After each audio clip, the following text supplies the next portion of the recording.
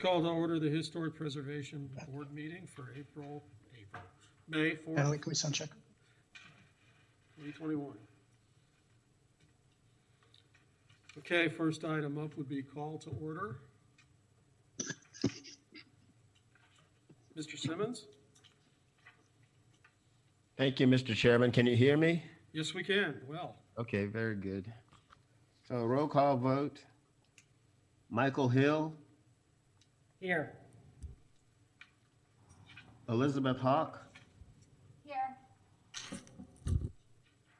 Nicole Nesberg, Here. Elizabeth Hausauer will not be in attendance today. Danielle Massey, Here. Kyra Lucas, Present. Michelle Hazen.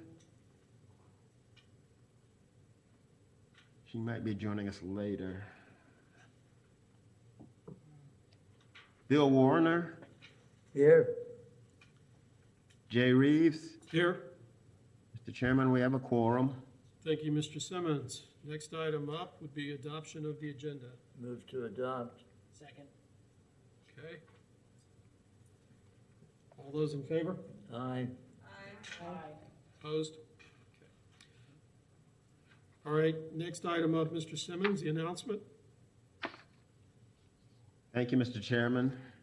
Section 30-3.5 of the Land Development Code establishes the Historic Preservation Board, including its composition and duties and authority. The Historic Preservation Board procedures are set forth in Section 30-4.28G of the Land Development Code. Appeals of Historic Preservation Board decisions are to the hearing officer and must be filed within 30 calendar days of the effective date of the board decision at issue. The appeal procedure is specified in Section 30-3.58C of the Land Development Code. Okay, next item up would be approval of the minutes. Move to approve.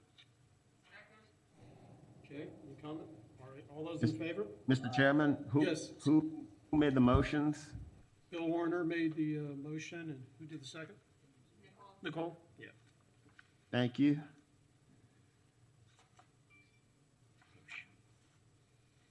Okay, next item up, old business.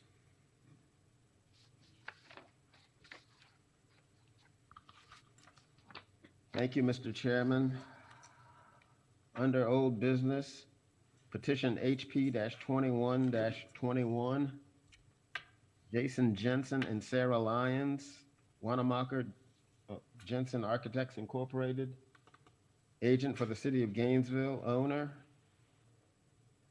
Certificate of appropriateness to construct an addition, add a new entry plaza, and renovate the Thelma Bolton Center, located at 516 Northeast 2nd Avenue. This building is a contributing structure to the Northeast Residential Historic District. And I believe the applicants are on the line, and if not, I can share my screen to show the revised drawings that they submitted.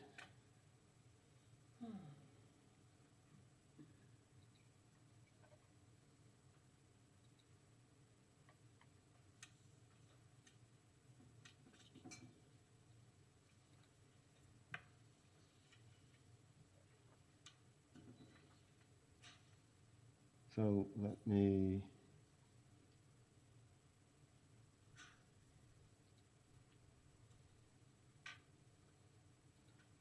I'm going to share my screen. Oh, wait a minute, somebody's coming on.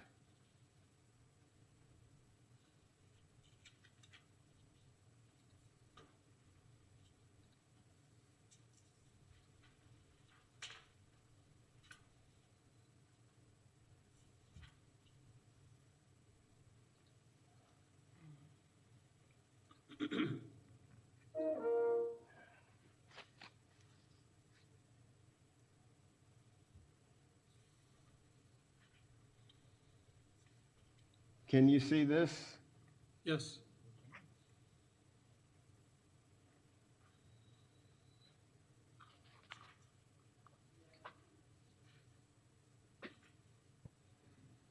Okay, at the top you have the revised east elevation.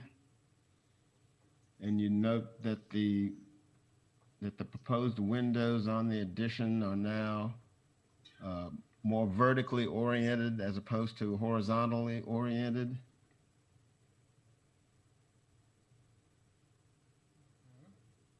The next elevation is the northeast elevation in the middle here.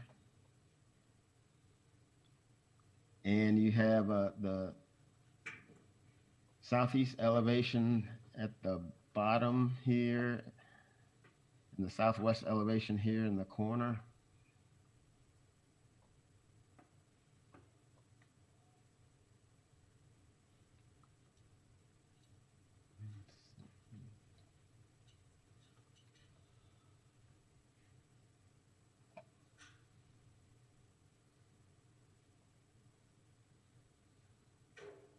Thank you, Jason. This is Sarah Lyons with Wanamaker Jensen Architects.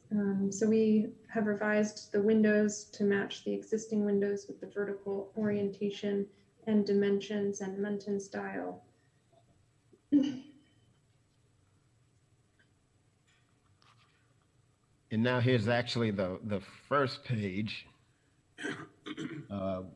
which shows, for example, the north elevation here at the bottom. And again, you can see the revised windows here for the addition, and then right next to the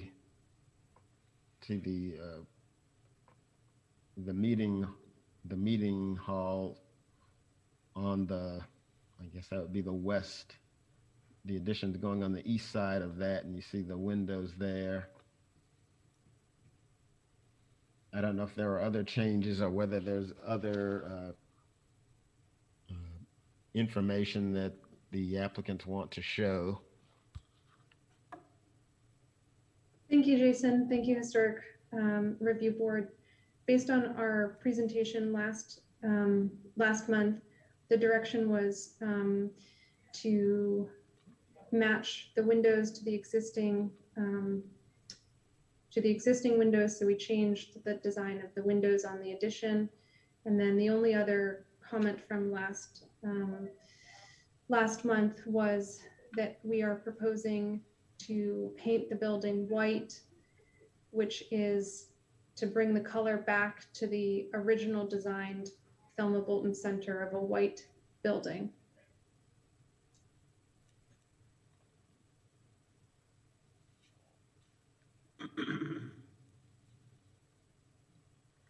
Okay. Any comments to the board or questions for the applicant?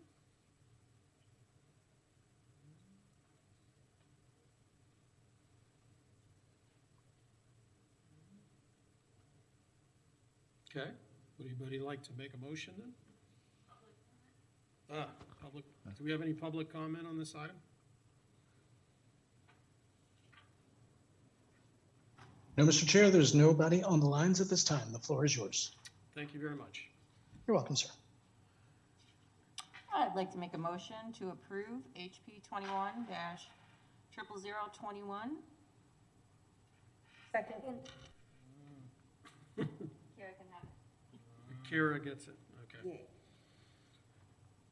Okay, Mr. Simmons, we have a motion and a second.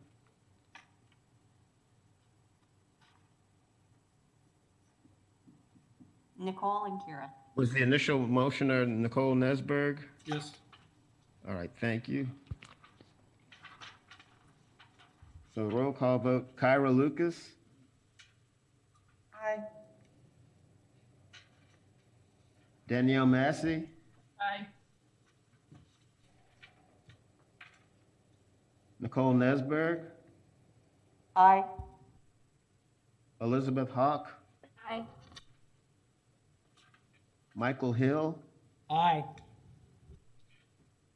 Bill Warner, Aye.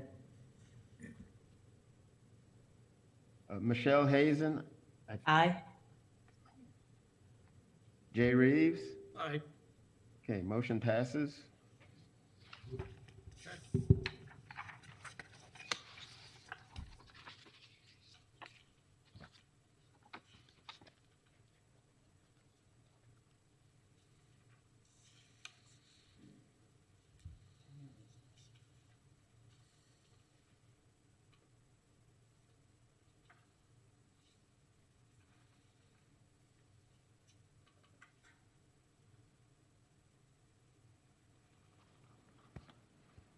Okay, the next item is the first item under new business.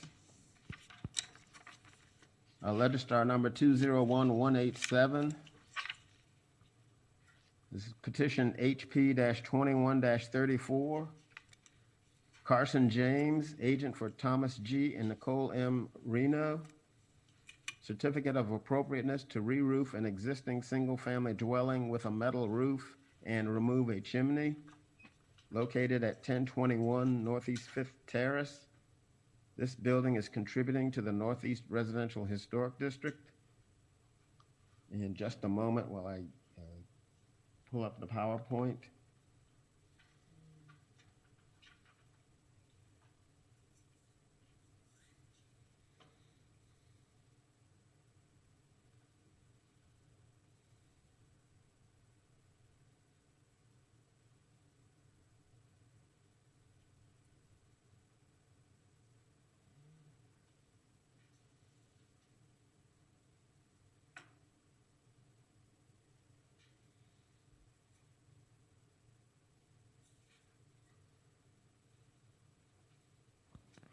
Okay, this is petition HP-21-34.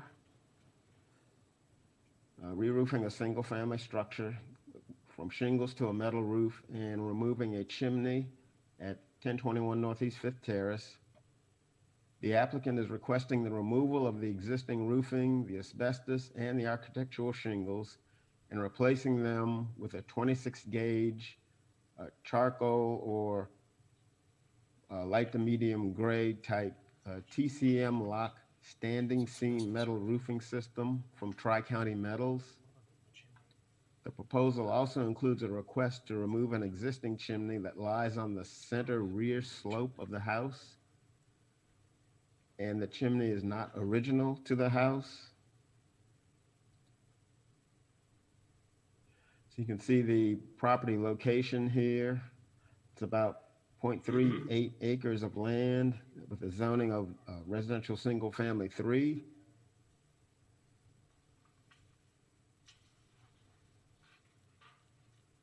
Here are some of the pictures of the house. It's a 2-story brick and wood frame colonial revival house, which features a pedimented portico supported on paired Doric columns and pilasters. A pilastered sun porch on the south elevation has been enclosed. The building has weatherboard siding, a continuous brick foundation, a gable roof with asbestos Dutch latch shingles, a secondary roof structure for the portico with a gable and double hung 8/8 wood windows. Now, according to the Florida Master Site file for this house, the house had 1 brick chimney. The chimney located on the south exterior wall. You can see it in the pictures here, sort of the white chimney on the south wall of the house. However, as you can see, currently there are 2 chimneys located on the house and on the roof, and part of this request is to remove the secondary chimney located on the rear center slope. So you see the close-up of that secondary chimney down in the corner here. By the way, this house is a contributing structure in the Northeast Residential Historic District, and it was built approximately in 1939.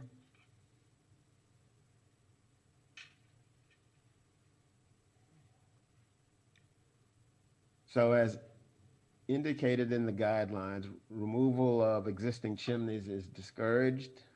Removal of historic or architectural roofing features should be avoided if possible.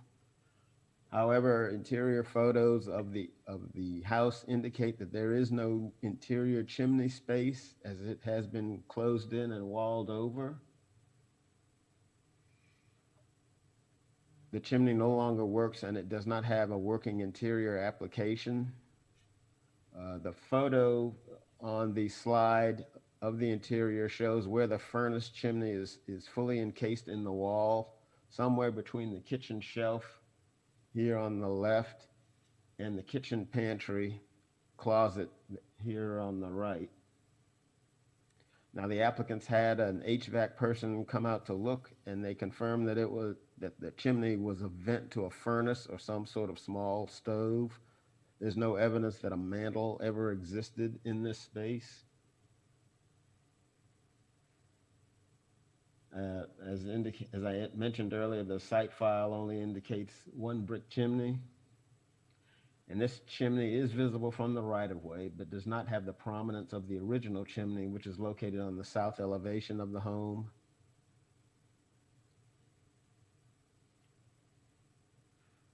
So as far as the roofing goes, it's a Tri-County Metals TCM lock, a standing seam metal roofing system.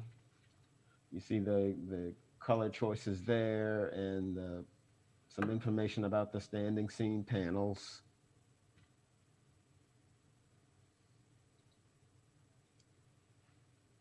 So this proposal would, again, remove the existing roofing, asbestos, and the architectural shingles and replace them with the 26 gauge charcoal or light to medium gray finish standing seam metal roofing system from Tri-County Metals.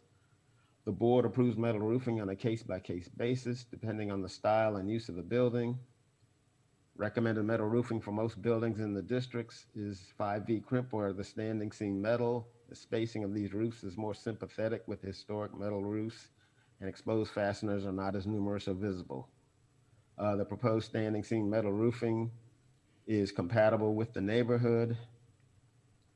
So with that, staff recommends approval of HP-21-34 with the condition that the finish be a light to medium gray paint finish. I'll be happy to answer any questions that you might have, and I believe the applicants are on the line as well. Okay, thank you, Mr. Simmons. Do we have any comments from the applicants? I have a question about why the paint is to be recommended medium to light gray. What's the historical context of that? I'm just curious. Well, Mr. Simmons, would you like to address that, or? Well, it's my understanding prior to my appointment with the Historic Preservation Board that when it was determined that metal roofing would be allowed in the districts, the preference would be that the metal roof look like metal in some form or fashion. And so I think the standard recommendation that we indicate for a metal roof is either galvalume or a light to medium gray finish.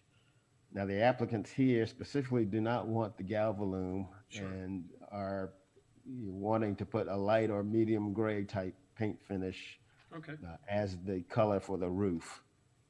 Okay. So I mean, that is their preference for this application. But what color is it you are preferring?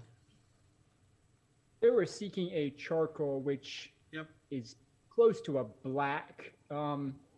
I would say it's a lighter version of black, but it's understandable that that's probably not historically relevant. So, well, actually, that's probably more in line with the asbestos and the original, the roofing on the house as far as color. So, most asbestos was typically a different color. The black is more of a mildew algae stain. And if you go around the duck pond, you'll see the asbestos ranges from green to pink to white, but not typically black.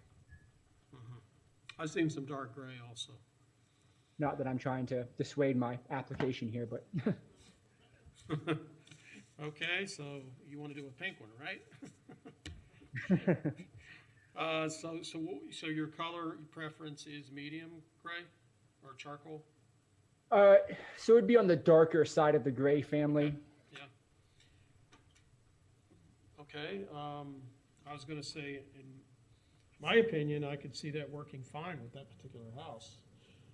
Yes, I personally feel that a charcoal gray would be within the guidelines. Okay, any other board comments? Given that it's a colonial revival house, I agree completely. A silver roof is not appropriate, but I can see the charcoal gray working fine. I think most everybody seems okay with that. I can see the charcoal gray working fine, but you know, my stance is no metal roofs in the historic district whenever possible. Okay, understood. All right, Chimney element. the chimney element, it was a utility chimney, never a primary chimney. It's not symmetrical with the rest of the building, and, It you know, doesn't look right with the other chimney. no, I don't see an issue with that. What about everybody else? Danielle Massey has their hand up. Yes, Daniel? Yeah, I was just questioning the chimney. I was wondering on the other side, is the kitchen on the opposite side of that built-in cabinet? Yeah, That a chimney? in fact, yes. Like over in the kitchen? Yeah, it doesn't really directly relate. There is a kind of a, as I recall, a brick element in there, but the flue chimney doesn't relate to it. And it's very secondary, visually subordinated, not in great shape, and not even an element that you would otherwise be aware of in the house. So I'm fine with ditching that.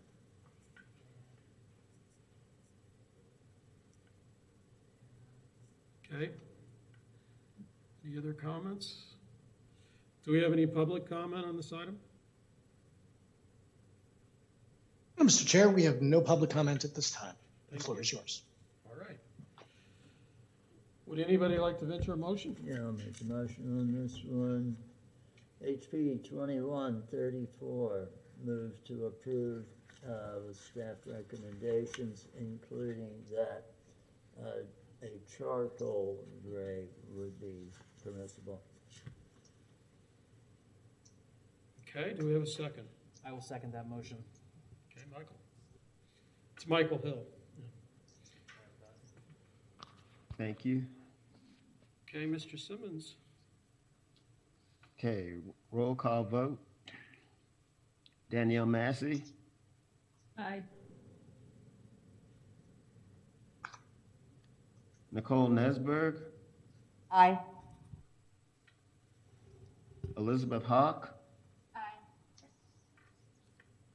Michael Hill, Aye.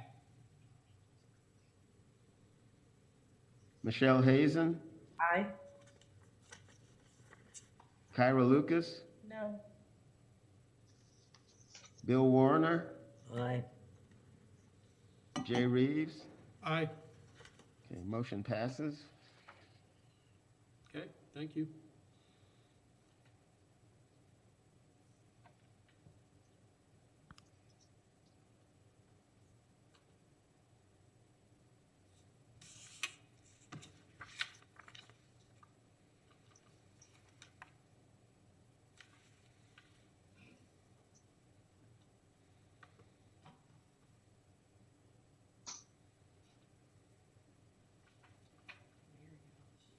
Okay, the next item on the agenda, Register Item 201188.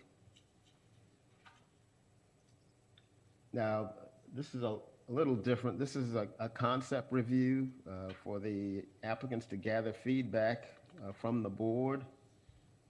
So this is petition HP-21-35, Jordan Burchell and Sam Moss, owners.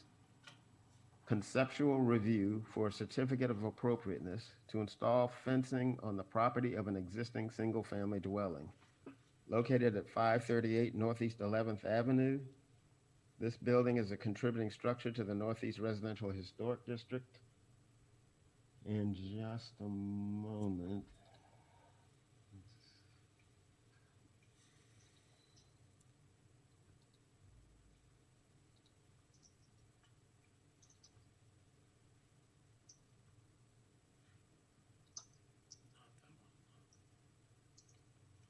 Contemporary house.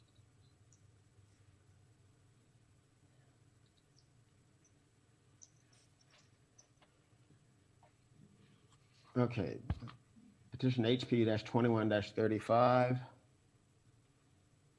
So conceptual approvals are provided by the board as a courtesy to the applicant in an effort to allow comment from the board during the conceptual design process. The Historic Preservation Board will provide the applicant with feedback and guidance relating to the proposal. In all cases, the applicant must return to the Historic Preservation Board to seek final approval of their projects. There is no additional fee for this review above the original certificate of appropriateness fee. So in this case, the applicants are looking for a conceptual review of proposals to fence the property and change the orientation of the front of the property. They're hoping to get guidance and feedback on the project that is intended to enhance the visual appeal of the property at 538 Northeast 11th Avenue and create a more usable private outdoor space. The house sits back almost 50 feet from the south property line, which is the line that borders Northeast 11th Avenue. This indicates that the majority of space on the property will be difficult to make more private without coming into conflict with certain guidelines concerning fence location. The lot is highly visible from the street on 3 sides, while the existing backyard is relatively small. So you see the property location here on 11th Avenue between Northeast 5th Terrace and Northeast 6th Street. The zoning designation is residential single family 3, and it's just under a half acre in land area.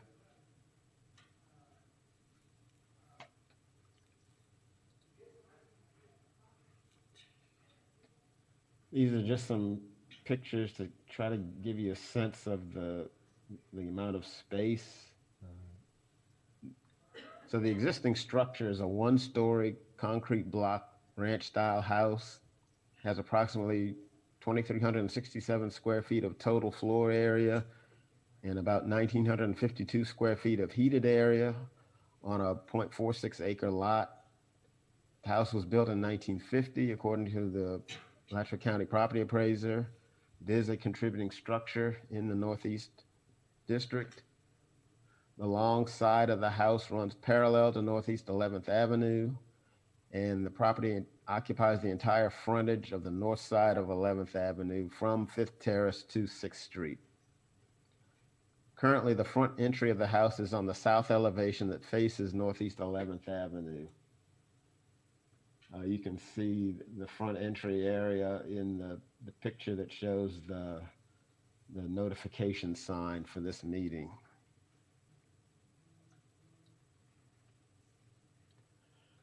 Here are some older shots, but again, just showing you the amount of yard space in the area. The picture up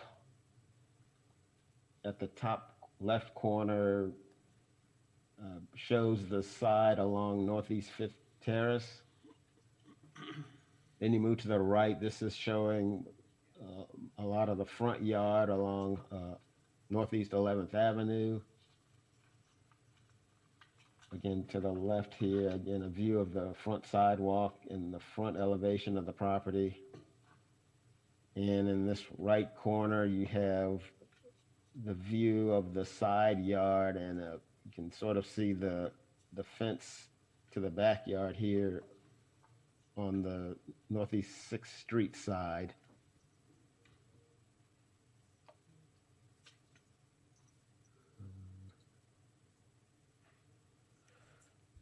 Okay, now in your backup, the applicants provided several layouts for your consideration and for your feedback. Now, these are merely conceptual layout sketches for the board to react to to get feedback and guidance.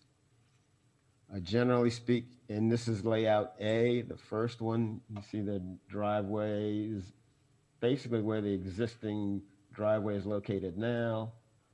You'd have a paver patio in the front of the house, and then you see in red sort of the proposed fence location in this layout.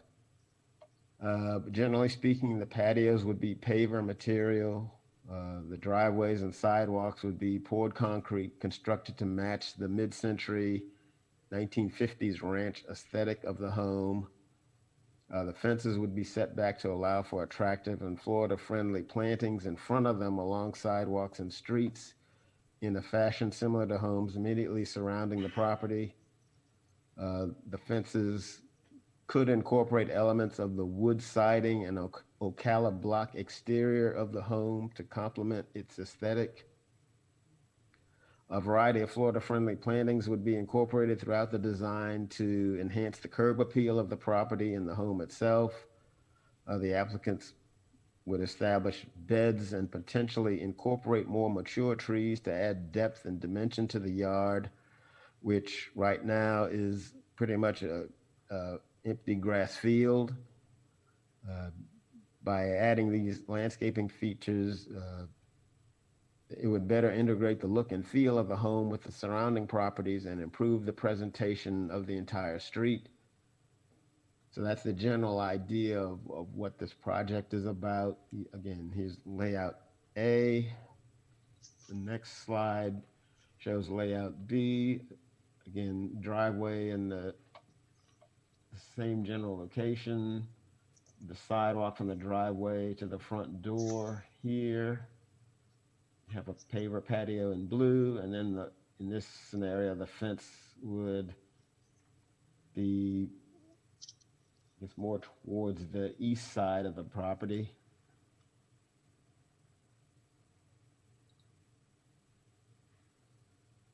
Here's another layout scenario, layout C.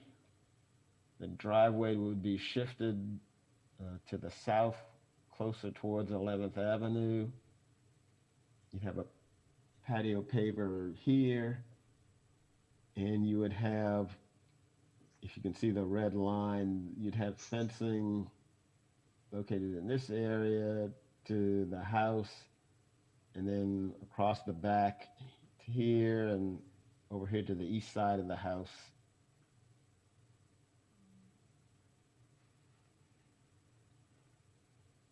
And here's layout D. Now, I've already talked to City Public Works Department about circular driveways, which, well, this would be a no-go in any event because it's too close to the intersection with Fifth Terrace. I mean, you see one of the entrances is right by the stop bar on 11th Avenue.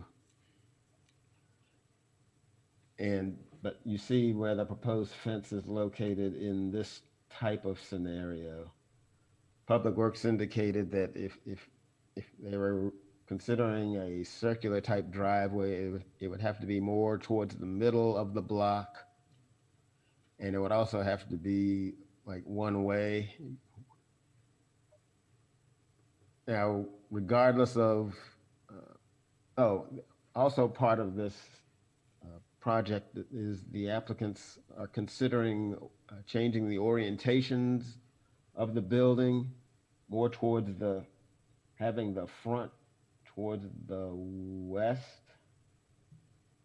and then making some improvements or even possibly moving the main entrance of the house onto that elevation. But as far as the fencing goes, irregardless of any proposed change of the orientation of the front of the building, there's still going to be highly visible side and rear yard issues where a 6-foot fence may not be in accordance with the guidelines. If what is now the front yard becomes the side yard, it still has a large frontage along Northeast 11th Avenue where a privacy fence would be counter to the intent of the guidelines for where a privacy fence should be located. should also be noted that the driveway location is reviewed and approved by Public Works Department, and they've looked at this layout and indicated that this would not be approved as shown in the drawing, and that there would need to be very unusual circumstances to allow for a circular driveway anyway. The flow of traffic would have to be one way on a circular driveway, and as indicated before, this one is too close to the intersection. But the fencing shown in this scenario is probably closer to what the guidelines currently allow than a couple of the earlier layouts. And then here we have a residence concept plan that shows extensive proposed landscaping features for the yard, which currently is indicated before, and what you can see in the pictures is relatively sparse. The guidelines for landscape structures indicate that parks, streetscapes, lawns, and gardens are highly significant components of historic districts. The design of landscape features should complement the character of the principal structure. These features can be located in front, side, or rear yards and must be compatible with the scale, materials, style, and detailing of the principal structure. The landscaping cannot obscure architectural details which are significant in defining the character of the historic structure. So again, in this case, they're showing a circular drive off Fifth Terrace, but it's probably, again, too close to the intersection of Fifth Terrace and 11th Avenue. But you see, for the proposed front fencing in this concept, they've got sort of variable heights of the fence with varying heights and textures to add interest and create a combination of screening and view sheds into the yard. So that looks like it extends along here.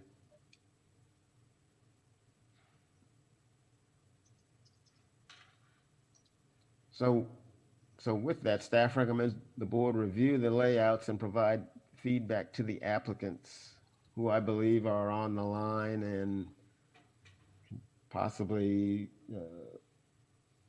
speak to this and answer any questions you might have about what they're proposing to do. Okay. Can you all hear me okay? Yes, we can. Okay, so first of all, thank you for your time. Sam and I are really happy to be new members of the neighborhood and to have the opportunity to speak to you all today about our ideas.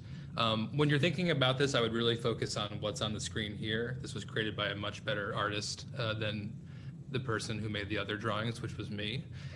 So I would definitely focus on this conceptual drawing when you're thinking about the ideas and the different concepts at play. And also thank you, Jason, for going through all that material. It was a lot of stuff. I appreciate you going through it all. So really we're in kind of a fact-finding phase. We're trying to determine what would be appropriate from the board's perspective and also from the members of the community for kind of reimagining what this yard is. As the photos show, and as I'm sure a lot of people are aware of, this property is unique in the neighborhood. It's one of the things that attracted us to it, but it also presents some challenges. Because of how the house is situated on the property so far back, there really is no backyard, at least not relative to the amount of space on the rest of the property. And in terms of plantings and curb appeal and aesthetics, it really, as Jason said, is a large grass field, which is, I think, how people think of it a lot of times, as opposed to a landscaped yard that complements the design of the house, which we love and which we're happy to be in. So really, we're just trying to get information on to what extent we could include privacy fencing in this plan to create outdoor space that's more useful. And I think right now, as this plan here indicates, what we're really looking to do is connect the small backyard that is there to the eastern side yard to whatever extent is possible, and provide a little bit of privacy around that through a combination of fencing, but also some plantings, as Laura's drawn here, to provide views into the yard, so it's not a monolithic walled off structure, but also to provide privacy in kind of a strategic way so we can enjoy the yard more for entertaining, for outdoor living, that sort of thing. And so I think this picture does a good job of kind of explaining the current idea and where we are with it. And the fence could be some combination of shorter fencing in the front, so this part that wraps around onto 11th Avenue. One thing we considered is that maybe that's a 48-inch tall fence with plantings to kind of augment, and then only the eastern side is a taller fence. But really the goal of presenting to you all today is to get your feedback, to hear what you think would be permissible, what you think would be attractive, what you would allow. Because it's such a blank canvas of a property, we're just trying to get the parameters that we can go back, create an actual hard concept, drawing, final plan with the entire plant list, the materials list, elevation views, the whole thing that you would need to make a final decision. So hopefully that's helpful. I have some additional reference images to show you the kind of style of fencing and plantings and overall aesthetic that we would be going for, if that would be helpful. We can also provide those after the meeting if we want to move forward in the interest of time. But yeah, I'll turn it back to you, Jason, and to the board. Okay. I think the question the board's going to have is what heights of the fence where, and then we can talk about what they're made of, the opacity to them or openness. But the heights, I think, are the critical factor right now. Comments from the board or questions? All right. No, I mean, I just agree. Height, style, and the fact that your capacity are going to be the three big things that we need. So I can speak to that a little bit if I can. Our hope would be, at least on the eastern side, to do a 6-foot fence. It would be either in the fashion that you see there in the little concept drawings, that we could grow like jasmine on that wire gauge fence, or in a slat pattern that mimics the width and the color and look and feel of the wood slats that are on the gable ends of the house, on both sides and on the front. So our hope would be to install a 6-foot fence on the eastern side, at least behind the front of the building, if not, to whatever extent is allowable, a little bit further, and then do a shorter fence as is allowable in the guidelines that are published in the front, to kind of continue the fence but to wrap it around. And that's the style that we've seen a lot in the neighborhood, so we're looking to kind of what other folks are doing, how they're utilizing their space for that concept. So hopefully that helps. Okay. I was going to say, once you get beyond the front face of the house, that's where we would normally get into taller privacy fences. And I don't think that's going to be a problem in the schemes that show that. It's where it comes forward. Normally, when it comes forward into the front yard, 48 inches is the limit. The one thing I would add is this is unique because it's a double quarter lot. And quarter lots, as we know, are challenging for the owners. And this is a case where you've got a huge yard. The house is pretty well set back in, and then you have 3 streets. So I think this really is a unique condition. And that's really why we were seeking guidance, because it's such a interesting property. Yeah, it doesn't really follow the guidelines very well because of that. Bill? If you project the line east and west from the south elevation, the face of the house, north of that would be, I think, subject to the 6-foot fence. South of that, I would have a problem with. Okay. So you're saying a 48-inch foot 48. would still be okay in the front yard, Front yard, but not all the full length of the east. Not a barricade fence down the whole east side, no. Okay.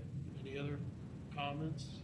I was going to say, when it comes to the orientation of the driveway to the house and the orientation of the house itself, one of the defining characteristics of those ranch-style houses is their long front facade. So I would just keep that in mind when you're designing stuff. But that doesn't mean that the driveway can't be on the western side of the property, because it was also characteristic of the time for driveways to be on the side of ranch-style houses with a carport or something. So Mhm. just keep that in mind when you're doing orientation. And that's where the current driveway is on that side, on the western side. Okay. I was gonna say, in the location of the driveway and the proposed patios, I don't see a problem with, because you've got so much yard there, and those things don't impact the view of the structure or anything, so we're good with that. I think it's really just the fence locations. Let's see, any other thoughts from anyone? Yes, I was kind of, the house is actually diagonal. The pool, they do a good job of, You're breaking up, Danielle, can you repeat that? the house that's diagonal to your property with the pool, they do a good job with the landscape, provide privacy. I would just suggest, what you can do to implement that to help with privacy, where the pool will only give you the height of the fence. Definitely.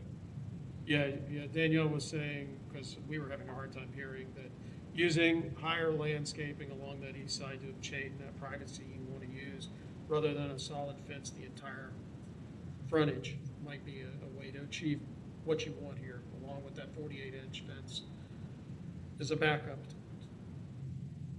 Definitely. Okay. But yeah, this one is a challenging one. It's unique. Yes, it- Michelle Hazen, I think, seeing this plot, I mean, just sort of filling it in, I mean, I always felt like the longest house is, it's just a little barren, so adding that, I definitely like the orientation of having like the kitchen garden in this built drawing, this concept plan, just doing the interior layout as well, sort of extending that space on this side, and, I like it. I saw one of the drawings that you did had the driveway pulled more far forward. I mean, I think keeping the driveway in its current placement sort of works better. But adding a lot more landscaping, I think, is big. I noticed too, just one thing on this particular kind of rendering. It might be nice just because it is such a big lot to have a fence. I see you've got some vegetation on the inside of the fence, and maybe creating a little more space sidewalk and the fence itself, so you could do like another platform of landscaping on the outside. I think would be really nice just to add, some visual interest to break up that fence line a little bit from the street as well. Definitely, and that's actually in the project brief for the next iteration of this drawing. So the fence, you can see there's a little bit of gap between where the fence is drawn and the sidewalk. That should be a little bit wider, and then the idea is to kind of make that with similar plantings to the rest of the property. So it's not just, where it would be a 6-foot fence, not a wall, and where it's that 48-inch fence that's well integrated to the rest of the yard. What is the material planned for fencing? Is it wood? I see some sort of great kind of thing. What is that I'm looking at in the fencing itself? Yeah. It looks like it's sort of a grid of some sort. Yeah, so it's this is an idea. So there's kind of two ideas here. One is more of a traditional slat fence with variable widths that match the house. The other one is I guess it's a hog wire fence, if I'm getting the name correct. And we have purchased a lot of books about architecture from this period, and this is a fence that you see in some of those designs. And we would grow, vining plants onto it. So it'd be a short fence of that design with vining plants growing onto it. Sam, who's on the line, her mom, I believe, has already propagated about 100 snippings of jasmine for us to use. So we've got a head start on that aspect of it. But that's what that would be. It would be a kind of a wire interior, galvanized wire interior, I believe, and then a wood exterior. I think the regulations say that is okay if you do grow plants on it. It can't be an exposed metal fence, but if you do grow something on it, then that's permissible, is my interpretation. I might be wrong about that. Well, it's unique to this house. So I can see that. Does anybody else have any comments? I have 2 comments. Michael? Go ahead, Nicole. You got it first. All right. First of all, you're giving us a lot to look at, and I hope we've given you enough feedback to kind of move forward. I'd also like to remind you when you do move forward, because some of this is just going to be your personal choice. Right. When you do move forward and you come back before us, we can continue whatever you come back before us with. So this is just a preliminary. You're going to make some of these hard choices yourself and then come back with materials and options, and then we'll tell you once Right. again where we're going. Thanks. Excellent. Thank you. Okay. Yeah, like, so I'm looking here at your layouts that you got, sir, and like, first off, like, okay, layout A, for an example, like, I like where you've oriented the driveway, just because the garage is right there, you know, it kind of fits where the garage is. I'm kind of like, and yes, I mean, I'm with you, like, so I lived in a ranch home where the driveway kind of came in, but like, granted, with how the garage is there, I kind of like how the driveway's there, but it's like, then again, I don't really particularly like where the paver patio is in layout A, just because, like, that's like the front door, as you can see, you know, you've got the pathway, you got the walkway there, so I'm like, I just feel like that would be kind of look out of place. That's just my opinion. I mean, layout B is nice, you know, I mean, I like that. I like that one a lot. You know, I just think it would be nice. C's kind of whack to me, just kind of like, because the patio's kind of in front of the garage, and I just, you know, I feel like, in my opinion, you're not really, in that little corner there, you're not really utilizing the space, I think, to the best of your ability. I think you could definitely do better on C. But, yeah, and of course, you know, like the rest of the board, you know, as long as you, with the fencing, as long as the guidelines and, you know, you use the appropriate materials and the right height, you know, I think, what would I say here, Ron? I mean, I would say, I like how the fence is here in B, you know? But again, like I said, I just don't like that patio. I mean, maybe in B, if you moved the big paver patio, maybe to this side, I mean, I might be able to get it behind it, but,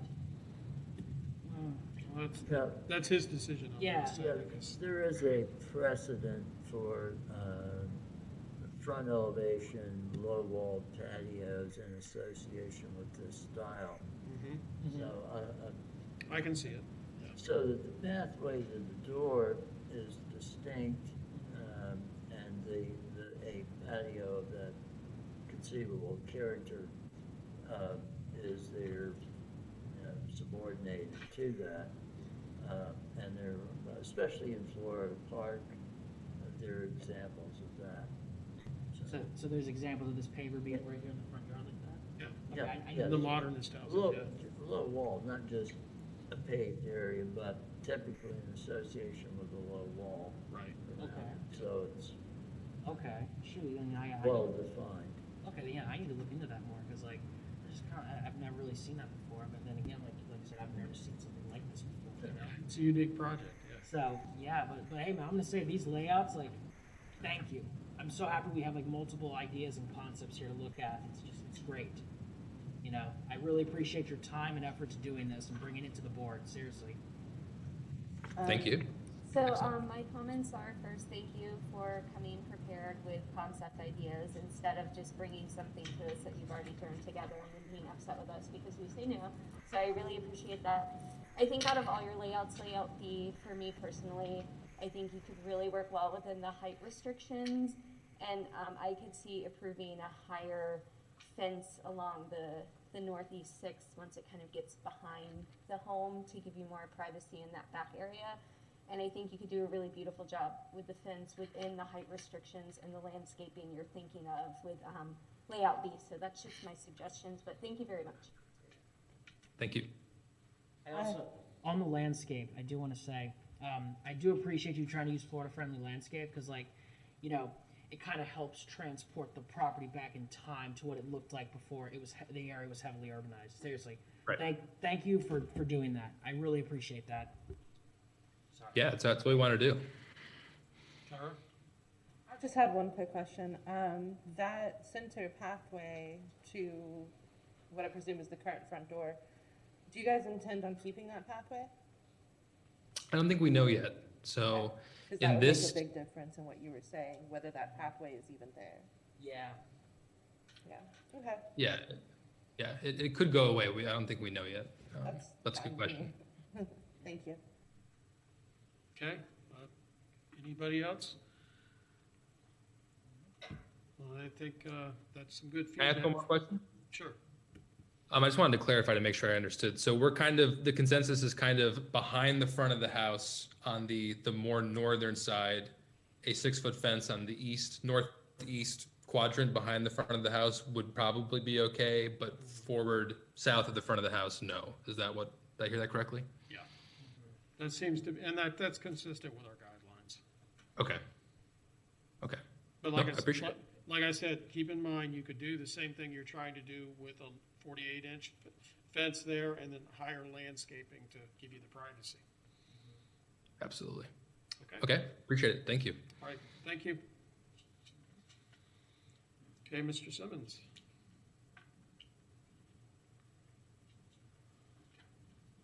Okay, just a moment.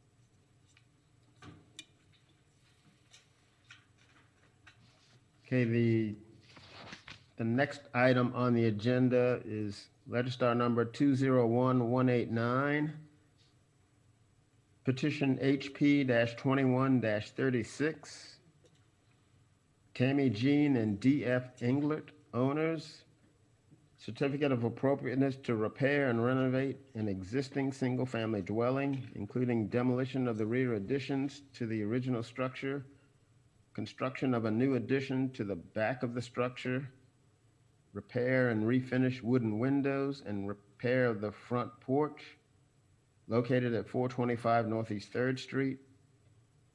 This building is contributing to the Northeast Residential Historic District. In just a moment.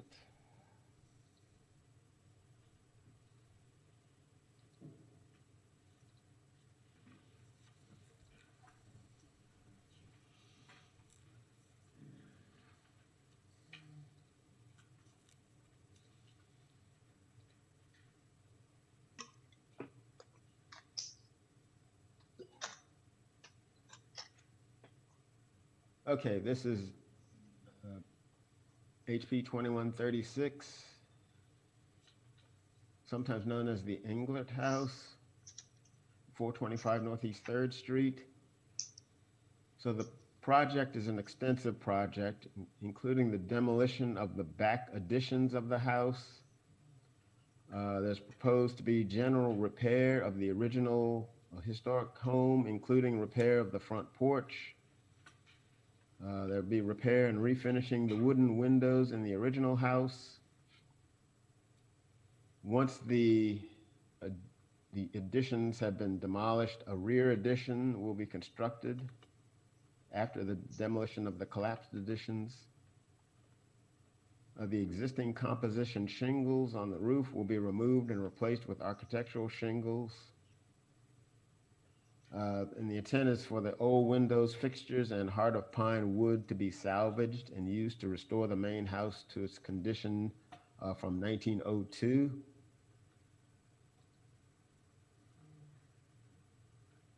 You see the map showing the location of the house, just about a block and a half from the Thomas Center. The zoning designation is urban 2, and it's about 0.22 acres of land.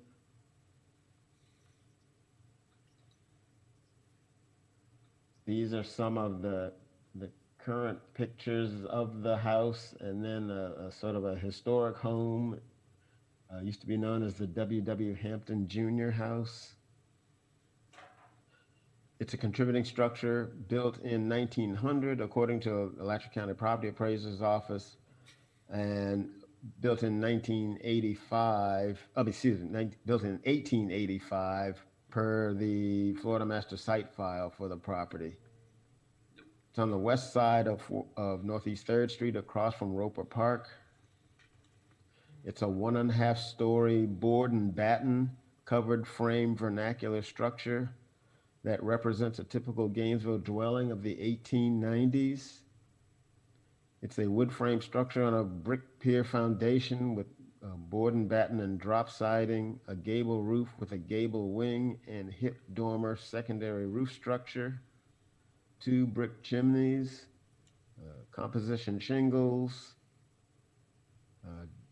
double hung 2/2 windows, a bay window, and a French door. The subject property in the duck pond. The house appears on the Sanborn map of 1897, and it is one of the oldest homes in the Northeast Residential Historic District. Again, these are sort of the current street shots of the front of the house. Now, these are also some of the existing conditions of the house. It's currently in very bad condition with structural failure and extensive termite and rot damage. The back additions to the house are collapsing, are not considered to be repairable, and are unsafe.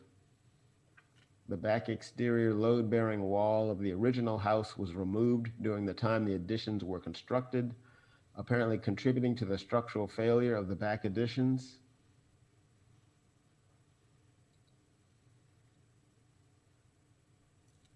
So what we have here is the site plan that shows the proposed addition. This front part here is the portion of the existing residence to remain, and then the proposed addition would be added in the back. This is showing a possible future accessory structure. You see Northeast 3rd Street down here. The project includes the demolition of the back additions of the house. There will be general repair of the original house, including repair of the front porch. The rear addition will be constructed after the demolition of the collapsed additions. So again, this is the existing floor plan. You see the first floor plan on the right, and then the second floor plan on the left.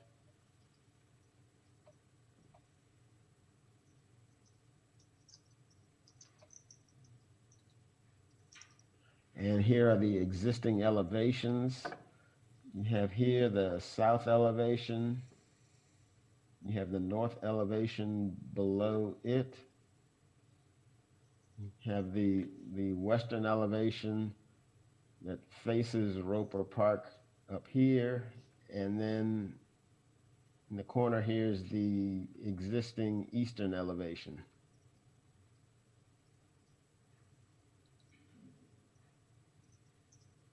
So the proposed floor plan includes, you can see the line here. From here is the existing house to remain, and then from here back would be the addition, including a family room and a kitchen and a bathroom as well. And on the second floor would have a bedroom with a bathroom and a walk-in closet, as well as an additional bathroom. The proposed new addition will have an area of about 1,852 square feet. It will be located in the rear of the existing building and will not be visible from Northeast 3rd Street.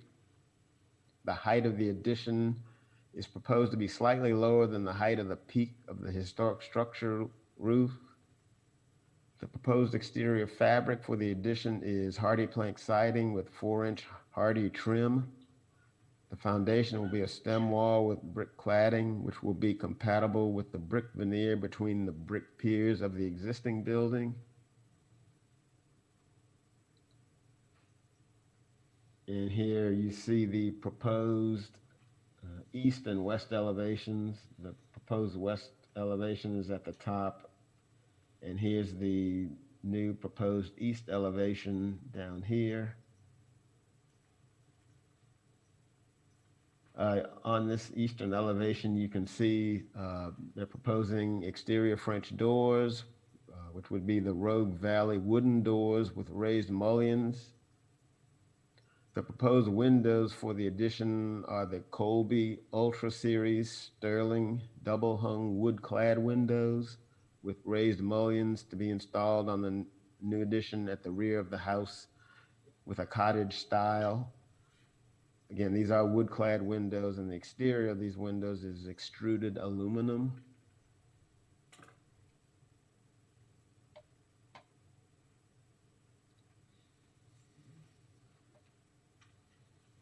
The proposed south elevation at the top here and the proposed north elevation at the bottom.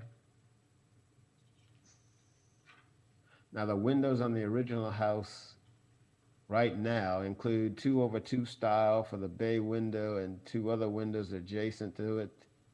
There's some 9/9 windows on the west and north elevation first floor, and 6/6 windows on the west and north elevation second floor. There's also some 9/9 casement windows on the existing addition that will be demolished. The addition is shown to have mostly 4/4 windows. Now, the layout of the windows does not match those of the nearest windows on the historic building.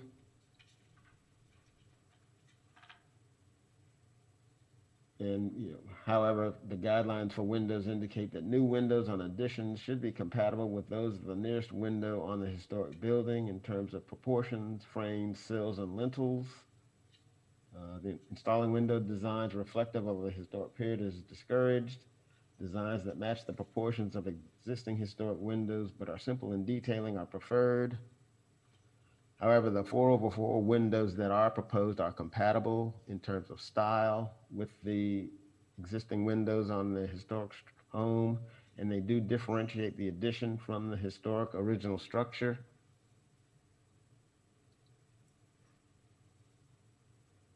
The proposed materials for the addition are different from the original house but compatible. The addition is to have hardy plank siding compared to the board and batten covered historic structure, and 4/4 wood-clad windows compared to the other windows on the original house. But the addition is to be in the back of the existing home and not visible from the right-of-way, thus maintaining the appearance of the front of the house. And the construction of the addition and the location as shown will be consistent with standards 9 and 10 respectively. Concerning new additions, shall not destroy historic materials that characterize the property.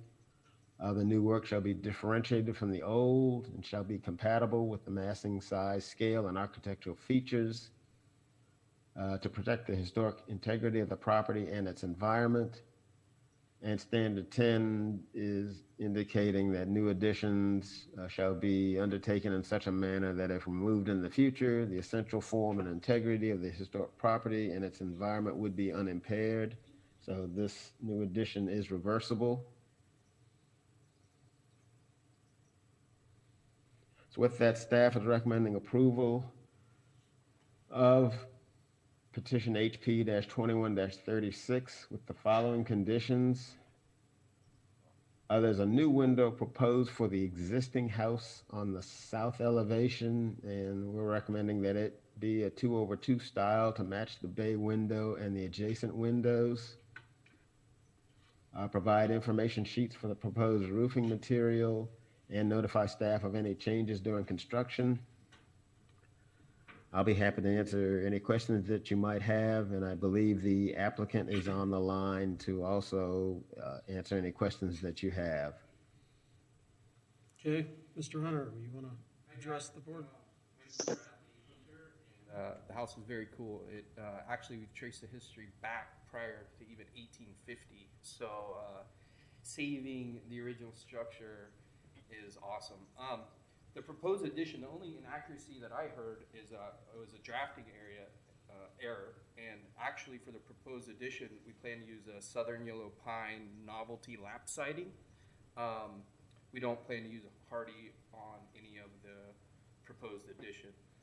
Other than that, I believe Jason was accurate in his description, and I'm happy to answer any questions you guys might have. Okay. Hearing what you've heard, have you rethought the 4/4? Pardon me? The first item there, have you rethought the windows, the 4/4 in the proposal? Have you rethought that, given some of the guidelines? Yeah, I think that the 2/2 here for the new window. So there's one new window on the old structure. And I believe what we want to do is take a 2/2 from the demolition and use that window for that location. So it actually wouldn't be a new window. It would be a window from the original structure is our plan for that. And in some of the new stuff, are you still thinking 4/4, or have you So cottage, listening to what they've said? yeah, cottage style windows with the grid patterns, typically the size of them dictates like how many grids are. So, you know, in order to do that, we would have to increase the size of the windows, and those being shed dormers, we basically would increase the height of the shed dormer. So we could consider that, but we might want to look at that would make the roof pitch like very shallow. So I don't know if that would be the smartest thing to do, but we're certainly open to ideas, you know. Yeah. Thank you. Yep. Yeah, I think what you're trying to do is maintain the size, the square size of those rather than 9/9s and be consistent, you know. Yeah, with it's a that. cottage style. We want to be consistent with a cottage style. But I would love bigger windows. I just Well, don't I know- yeah. appreciate you keeping the 2/2 that you're gonna keep. Like, that's fantastic. Oh, yeah, We yeah, always I- appreciate that. So with the original house, we want to keep that as original as possible. So, you know, anything that we can restore, we will. The challenge is the house is in such bad condition that, you know, we really want to save it, but until we open it up and look at the structure, we think it's like post and beam construction, but the extent of the termite damage or the rot, you know, we're hoping for the best. We're hoping that it is salvageable, but we want to restore the main house as much as possible to turn of the century condition. Yeah. So I'm excited to see someone taking care of this house because Right. there are so many cool houses specifically on this street that are just Yeah. falling into disrepair, right? And I take my kids to the park and I'm like, so I'm excited to see this. So you do have plans when you are doing demolition to like salvage as much as possible that's still It's usable? so valuable, like the windows, the heart of pine, I mean, all the fixtures, that stuff is very, you know, monetarily valuable and historically valuable. So I think we want to save and be very careful, almost like a deconstruction than a demolition. So we kind of take all of the best parts of it, and then with the rot and termite stuff, then we're able to, you know, we have to make the house structurally sound before we do that, and then we're gonna, at that point, we will demolish the rotten part and then start from the ground up. Yeah. Yeah, it's cool. Michael? Yeah, I just have to say, I heard about this property a while back, and actually right after the meeting, I took a drive to look at it, and I mean, Mr. Hunter, I just want to tell you, thank you. You're saving not just a piece of Gainesville history, but you're saving a huge piece of Florida history, and you know, I commend you for what you're doing, and I understand it's going to be a very daunting task, but again, judging by this presentation, I know you know what you're doing. Sure. So you know what? I'm happy you have the property. Thank you so much. Cool, thank you very much. Okay. Anybody else have any comments? Kara? I had a quick question about the height of the new addition. On the original sketches, the current rear additions are lower than the height of the front side. Yeah. And here, they're higher, almost equivalent with the top height of the house. And I was wondering why that choice? Why not make it equivalent with the front height of the house? To match the peaks? Yeah, is that, your question is why, Yeah, aren't we matching the why peaks? match it? And not match the Yeah, other so one. when we get into construction and we're actually on site with like the framers, for example, I don't want to have a margin of error that we basically, I don't want the addition to exceed the peak. I don't want you to be able to see the addition from the front. So what that does is give us a little like buffer during framing when we're basically assembling like the roof structure, the floor structures, because we want the floors to be the same elevation as the existing house. So, and there's also floor cavities that we still are uncertain. So we think that they might be 2x8s in the existing house, but we know we have to have a deeper floor cavity for the addition. So there's some factors that are unknown that are going to be determined during construction, but it's safer to just show it slightly below the existing peak because we may be closer to that elevation like during construction, if that makes sense to you. Okay. I'd hate to show it the same and then us run into a little snag. I don't want it to be higher than the existing home. Higher is definitely not good. Yeah, it's a safe bet, yeah. Okay, thank you. Bill? I'm wondering, course, was upset to hear Jason describe the use of hardy siding, and certainly novelty wood siding. It would be a less abrupt change. I'm wondering if in your original considerations you took into consideration hardy panel and batten strips. Yeah, we actually discussed that, how that may be a good option. And to be honest with you, I'm kind of indifferent whether it would be a hardy board and batten type of product versus the novelty, but I think wood is, from what I understand, wood is consistent with the historic district. So using the wood novelty, I understand, might kind of go better. Well, also, just to interject, the gables on the main house had wood novelty siding on them. So, But it's the only batten board left, right? the board and batten is on the first floor. Because there is a possibility that second floor, the roof may have been raised at one point. Because we know this house has been through many additions, it's been moved once already.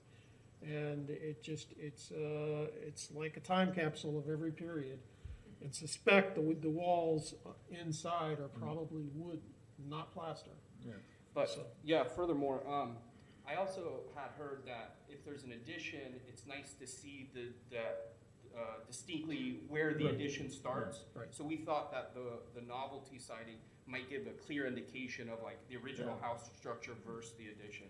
And I think it's good to stay Yeah. with wood products versus introducing something that's contemporary. Yeah. Okay. Any other thoughts or comments? Do we have any comments from our Well- online people? Let me add one. Yes. I mean, generally speaking, in terms of muntins and windows, less is generally better than more. Well, I was gonna say, but this is kind of a bit of an exception because the original windows in the house were fairly large and they were all 9/9 sashes, which tends to be typical of the 1850s period. So I think the fact that he's introduced muntins everywhere else in this works. Yeah, we thought the cottage style was appropriate. And the ones where you have the 2/2 windows are the additions from the 1890s. The cottage court has had a lot more of those panels. Okay. Okay? Okay, thank you. I just wanted to, hello? Hello? I just wanted to say, super happy to see this happen. So thank you for everybody that sort of helped it to have a stay of execution, and let this happen, because obviously seeing this turn around, and thanks to Bradley for putting this together. I think it's a great plan. It'll really change Roper Park and that whole area significantly. So thanks to everybody that thought it could be saved. Yeah, this one's a win for everybody because we've all feared the loss of this house for decades. And the fact it's coming back is pretty amazing. Okay. No, I'd be happy to approve this, but I don't know if you guys would agree with this or not. I'd like to make the condition that any and all changes come back to us, not even necessarily for our approval, they might get staff approved, but just so that we know what's going on with Right. that property. Is that 100%. okay? I'm on board with that. And we've discussed it a little bit in the fact that there may be changes from things like Exactly. the porch treatments and all that, because there are conflicting things going on in Yeah. the house right now. And there's so much damage, you Yeah, walk you don't know in what and you're half gonna the wall find. falls down. 100%. I'm totally an advocate for the historical Thank you. element. Yeah. Okay, would anybody have any other comments on this one? Any comments from the public? No, Mr. Chair, there's nobody out here. Okay. All right, do we have a motion? I'll make a motion. I'm sorry, guys. Listen, like I said, I drove over there after the meeting when we first heard about this property. I'm gonna make a motion to approve the certificate of appropriations for HP 21-36. Second. With staff recommendation? Yeah, with staff recommendations and also what board member Lucas recommended. Second. Okay. All right, I was gonna just make a disclaimer that Brad and I talked about the history of the structure, about period appropriate things, but not anything specific, and I'm not working for him in any way, but I'm gonna still vote on this one. Okay. Mr. Simmons, I think we got a motion. We're ready to go. Thank you, Mr. Chairman. Did Cairo second? No, I did. Liz Hawk. Okay, thank you.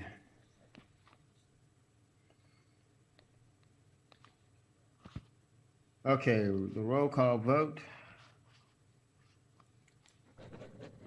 Nicole Nesberg, Aye. Elizabeth Hawk, Aye. Michael Hill, Aye. Bill Warner, Aye. Kyra Lucas, Aye. Danielle Massey, Aye.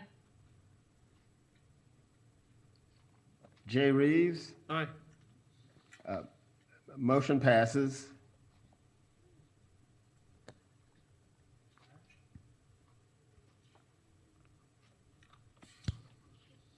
Good luck, guys, really. Good luck and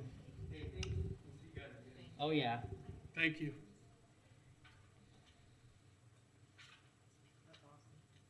It is. It's quite a win. Oh, yeah. I've been thinking that for years and years and years. And it almost did. Yeah. And it kind of was, piecemeal. We just don't want EPA to know about disturbing the wildlife habitat. It's full of raccoons now. Yeah, it's a major wildlife sanctuary. And raccoon, like, You said you armadillo. gotta notify APA about. EPA, Oh, EPA. not APA. Shoot, might as Okay. well find out and see what experiment going on. All right, Mr. Simmons, next one. Next item is Register Number 201190, petition HP-21-38, Ricardo Cavallino and Associates Incorporated, agent for Regina Lovings, owner. Certificate of appropriateness to replace exterior stairs with new stairs, replace windows with new windows, replace a door with a new door, infill a door opening, replace door with a window, and add new exterior finish for a duplex. Located at 1124 Southwest 4th Place. This building is a contributing structure to the University Heights Historic District South. In just a moment.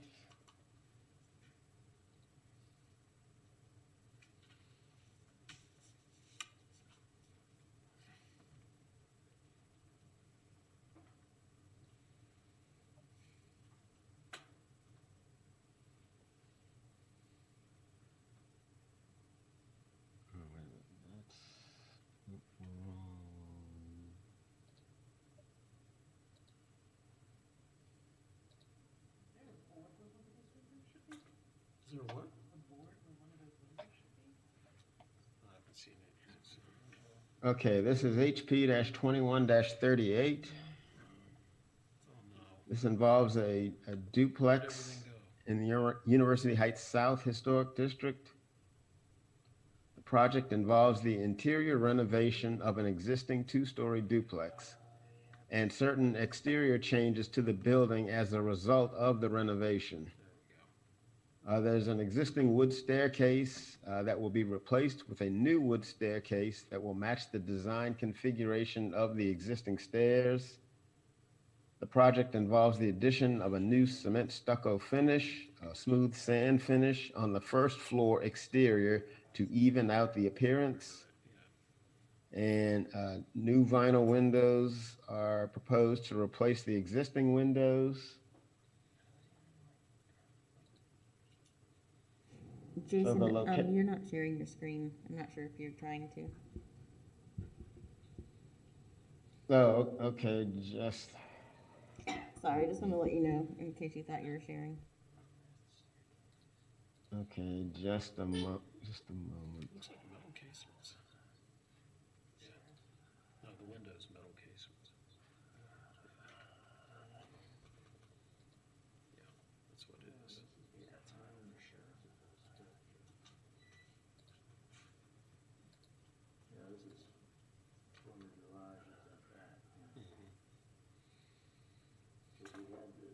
We got it now. Thank you.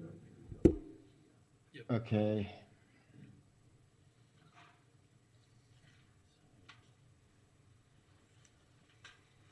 So again, this is a two-story duplex. They're doing interior renovations and making certain exterior changes to the building as a result of those interior renovations. They'll be replacing the existing wood staircase with a new wood staircase that matches the design configuration of the existing stairs. The first floor exterior will be changed with a new cement stucco finish to even out the appearance of that first floor exterior, and new vinyl windows to replace the existing windows. So you see the location here on the corner of 4th Avenue and 12th Street. This is actually, there's actually two structures on the property. This is sort of the secondary structure that basically fronts on the alley that's shown here as Southwest 4th Place. The zoning is urban 5. It's about 0.27 acres of land on for the property. So here are some pictures of the property. The top corner here is the north elevation. This is the exterior staircase that will be replaced with a new wood staircase. The south elevation is shown here. This elevation actually opens out into the alley. You have the west elevation in the top right corner, and the east elevation here on the bottom right corner. So this property, again, is located at 1124 Southwest 4th Place on the north side of what is essentially an alley. It's an existing duplex, a unit on each floor. This duplex is located just to the south of a single-family dwelling that received a certificate of appropriateness, I believe in 2016 or 2017, for renovations and various exterior work items at 1125 Southwest 4th Avenue. It's in University Heights South, and it's a contributing structure to the historic district.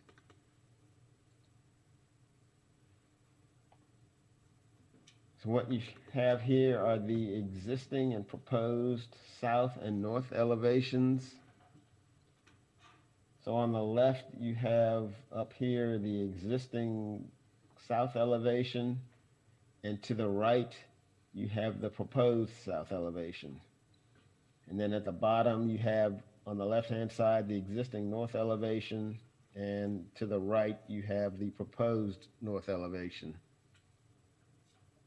So on the south elevation, a door on the south elevation is to be infilled with CMU block,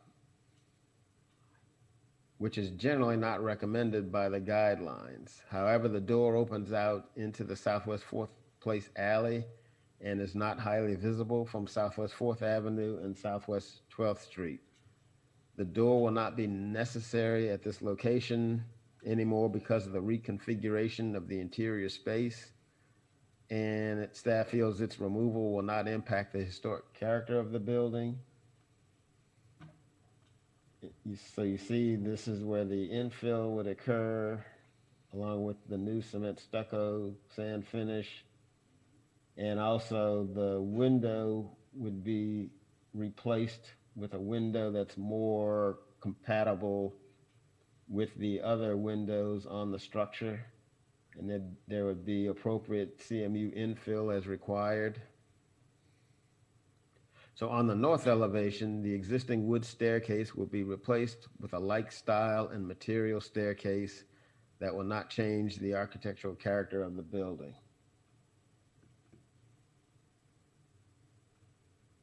So the next slide shows the existing and proposed west and eastern elevations.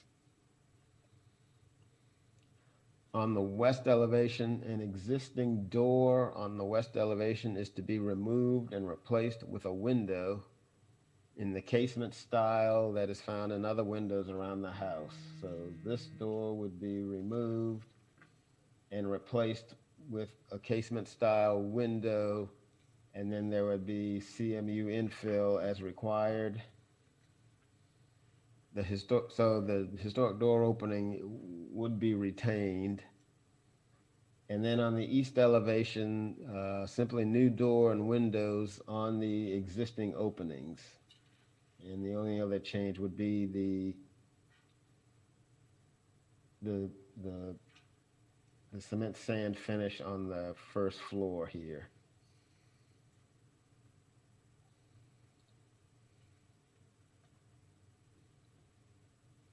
Here are the existing and proposed floor plans. You have in the top left corner the existing first floor and second floor plans. And then at the bottom right, the proposed first floor plan and the proposed second floor plan.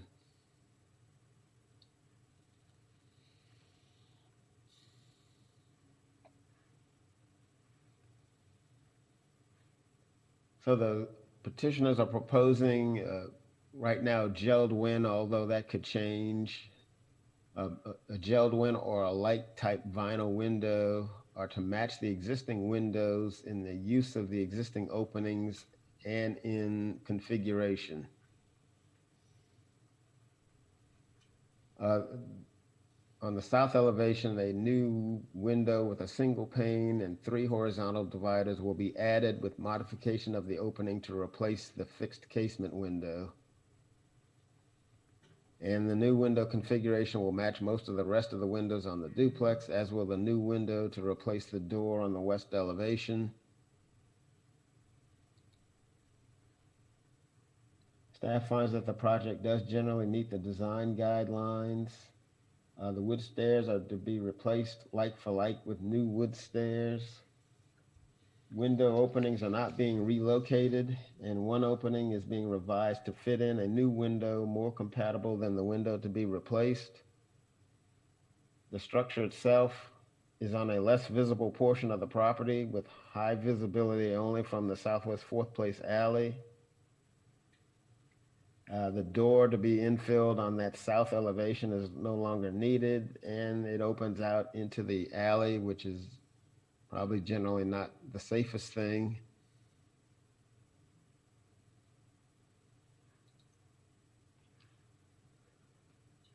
So the proposed new vinyl windows are not proposed to utilize the same material as the historic windows on the house. The existing metal casement windows, however, are hard to replicate. The proposed vinyl casement windows can meet energy efficiency requirements as well as access requirements.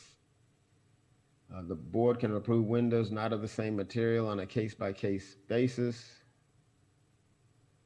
The guidelines also indicate that a project not cover exposed wood, masonry, stone, or other surfaces with stucco unless there is historical documentation. This proposal would cover the CMU block with stucco to cover up the patchwork condition of the CMU. Staff finds that the proposed stucco covering of the existing CMU block and the proposed vinyl windows will not impact the historic character of the building. The building is on a less visible portion of the property. The proposed changes will improve the building and maintain the historic character and compatibility of the building with the surrounding area of the University Heights Historic District South.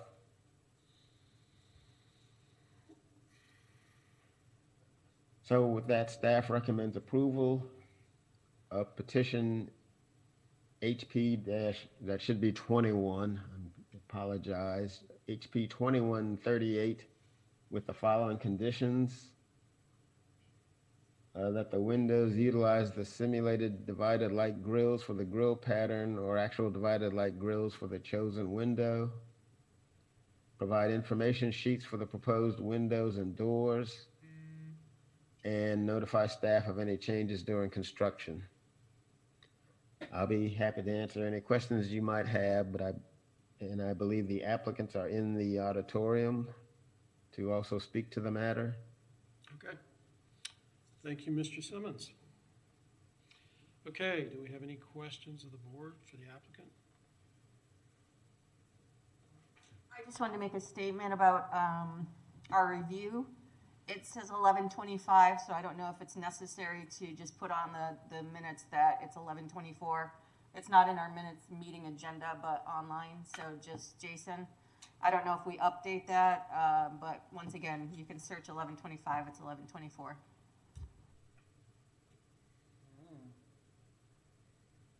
Yeah, I believe the overall property address is the 1125. And then the specific address for this duplex is 1124, fourth place. Okay. But we'll clarify that in the minutes.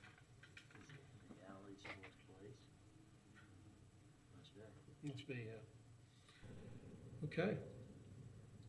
Comments? Anyone? Nicole? Yeah, I have some concerns about the enclosure with the doors. And then, of course, vinyl windows. But I'm going to wait, and I know this guy's been before us before, so I'm sure he's got some answers for us. Okay. All right, Ricardo?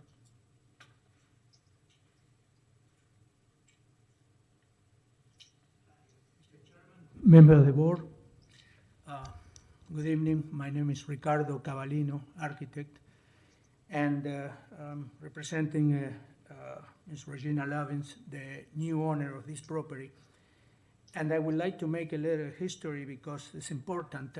She purchased this property some years ago. It's not so much of a new owner, but the property was, through the years, divided in different ways for student rentals due to the strategic location close to the university.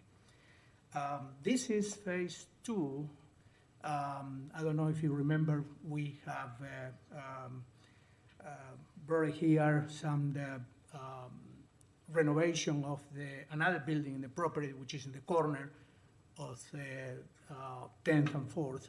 And at that time, we recovered the porch, the front porch of that existing structure, which was occupied by 2 bedrooms.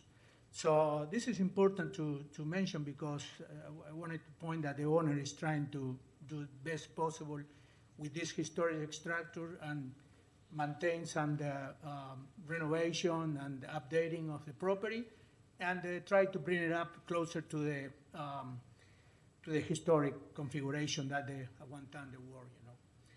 Particularly this building, we suspect there was an accessory structure to the original main house, and through the years went through different renovations.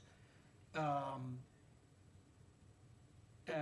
the time that my client purchased, it was used as a duplex, but with a very particular situation that the first floor have 3 different openings that they were added through the years. I suspect that that area was a carport or something in the past, because you can see on the south how the block wall was infilled at different times. If we get closer to those pictures, you will see it. And as a result, some of these units, or bedrooms better say, were rented separately.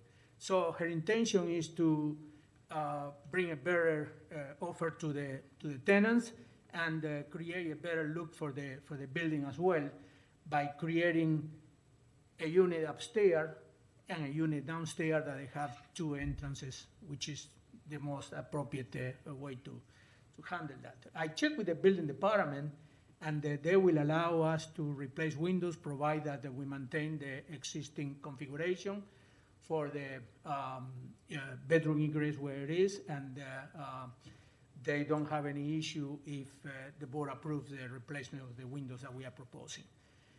By the same token, by replacing some of these windows, we're trying to, on the first floor I'm talking about, because that is where the replacements are, we're trying to match a little bit more what is in there, the original type of window. There was a type of opening windows. We will match that. We'll keep that same appearance and configuration. Unfortunately, the existing windows are in very bad shape. They are iron, black iron, and through the years are in very bad condition. They are not operating well, and some of them were replacement. And in some occasions, as you can see on the east, they add window units to those two windows that they are different than the others. The two windows on the first floor on the east are aluminum windows, and they also, through the years, they add those window units on it. So we are trying to, through these modifications, also bring some unity to the building as a whole, you know. And the same idea with the doors. We're trying to maintain what we believe was the original door of this bottom first floor, which I believe is on the east. You can see on that picture on the bottom right. That one there we will maintain it as it is. We'll just replace the door with the door matching that configuration.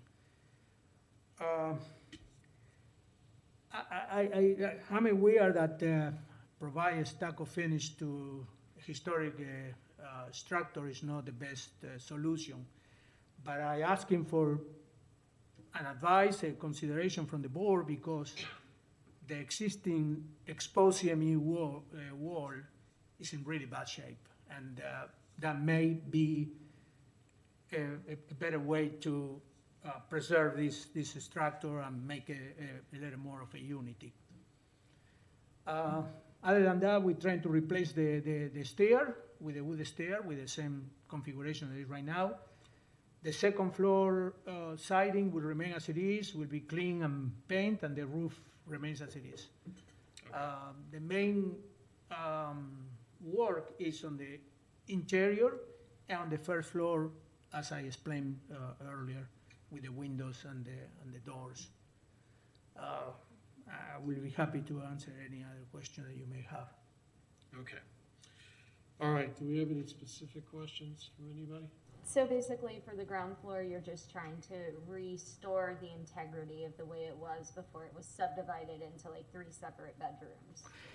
Yeah, you know, we don't know exactly how was the original building here, but we try to look through the, you know, what we see in there. It appears that it went through a lot of different modifications through the years. You can see it on the block wall how was repaired. It's probably garages on the ground floor. I believe that it was on the alleyway. They has a garage entrance or something similar. Yeah. And they at one time, and you know, my client purchased everything as it is and tried to improve this, you know. So just wanted to make that point. Okay. Anybody else? My only concern is the vinyl is, do you know of anything else that could go there? It's not vinyl? I know those windows in particular are hard to come across nowadays. Well, you can get wood casements, but they're really expensive and not practical in this case. Probably. Yeah, in this instance, I would say an approval would need to specify this is a unique condition of replacement and not a precedent for other even secondary structures.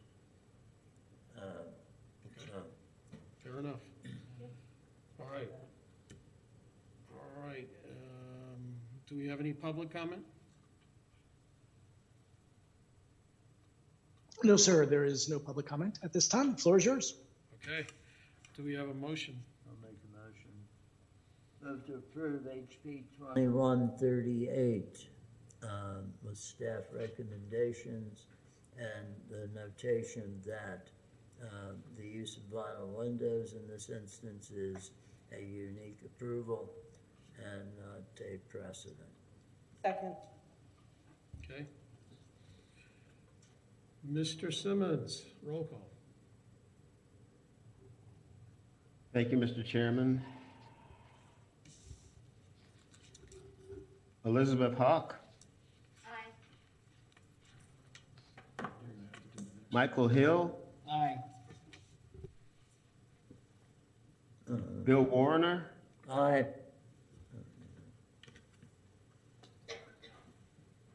Michelle Hazen.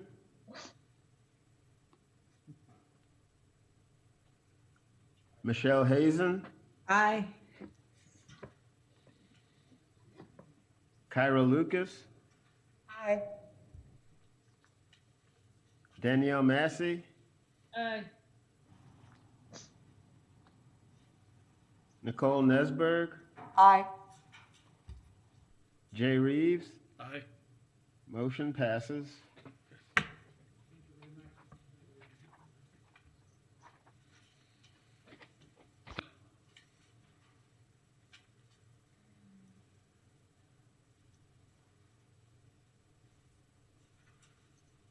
Okay, Mr. Simmons, for the next item, Bill Warner will be taking over for me. Okay. All right, thank you.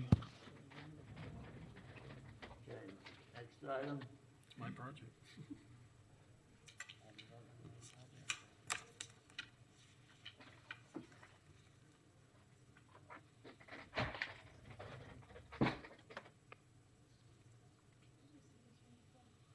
Hey, This is the second time around. the next item under new business is Legistar number 201191. Petition HP-21-39. Jay Reeves, agent for Oscar Sanchez and Lita Rodriguez Tassif, owners. Certificate of appropriateness for installation of a pool, a masonry wall, and a fence for a single-family dwelling located at 1021 Northeast 4th Street. This building is a contributing structure to the Northeast Residential Historic District. Just a second.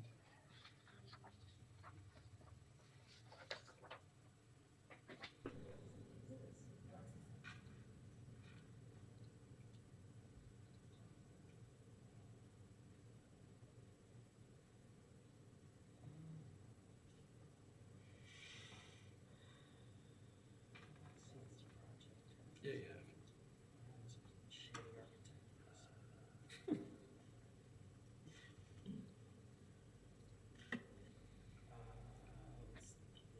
Okay, are you seeing this?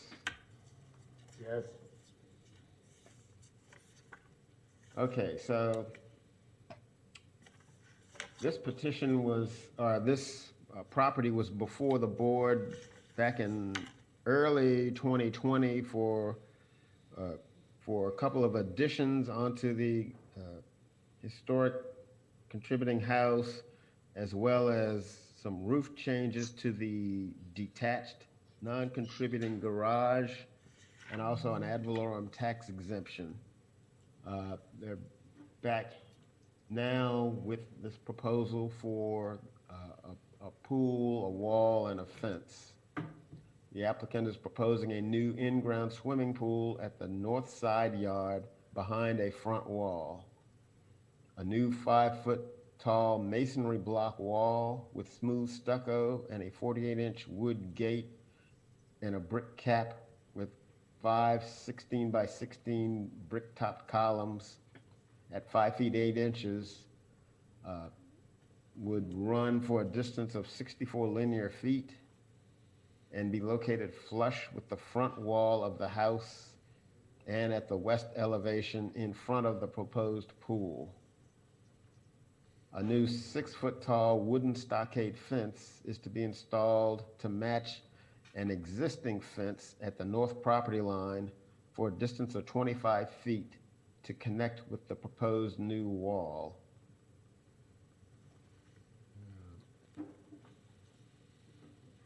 Here's the property location on 4th Street. It has residential single-family 3 zoning on approximately a 1/4 acre of land.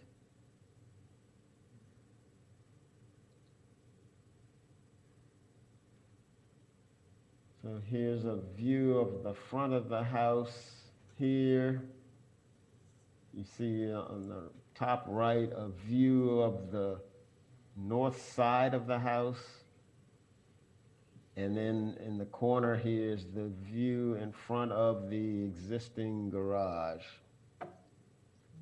So the site contains a 1-story gable front and wing house built in 1948, according to the Alachua County Property Appraiser's Office, and is a contributing structure in the Northeast Historic District. The site also contains a single-story, flat-roofed, non-contributing garage with a studio that lies to the side of the principal structure. The house has masonry-bearing wall, brick-shaped concrete block, and is an example of the early ranch style. The roof has asphalt shingles over a low-pitched wood-structured gable roof. And again, you see the house as it is now.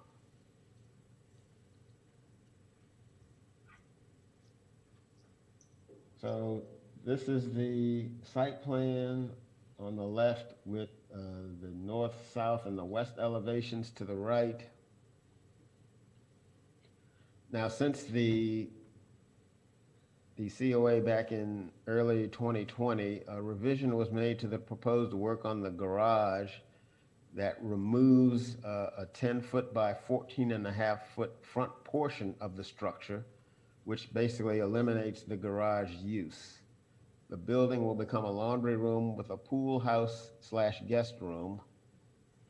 The west elevation will now include a pair of relocated wood windows from the house as part of the work to add the additions. So they're going to add additions to the contributing structure that is the house, and where those additions enclose existing windows, those windows will be reused elsewhere. And a couple of those windows are shown here on the west elevation, the relocated wood windows here. This would be facing the street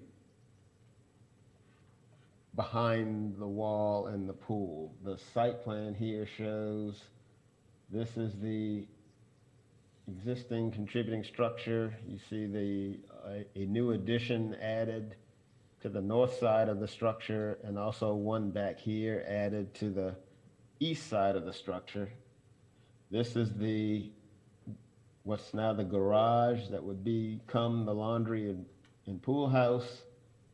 And this is the area of the garage that was removed, basically eliminating the functionality of a garage. But the square shows the proposed pool area. The parking would be placed in front of what's shown as the masonry wall located here. Basically, you have the edge of the new addition. You have shown here with a gate, and then the wall will extend all the way to the north property line. On the north property line, you have an existing stockade wood fence, 6 feet, that currently runs from the back, I guess, northeast corner of the property to this point here. And then part of the COA is to approve a new fence to run from that point to the wall. Again, a light type fence, a 6-foot wood stockade fence.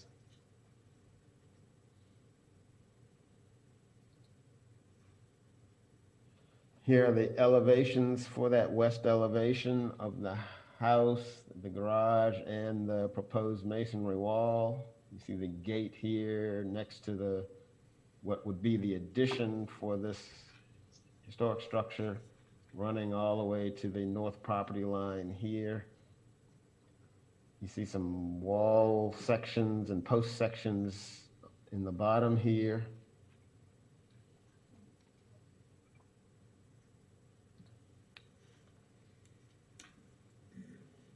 So the proposed 5-foot tall masonry wall in the front yard of the property is taller than the height that can be approved by staff and therefore requires approval of the Historic Preservation Board.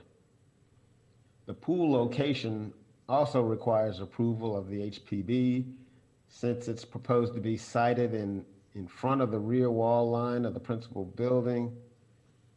And swimming pools should be located at the rear of a structure and not be visible from the front of the property.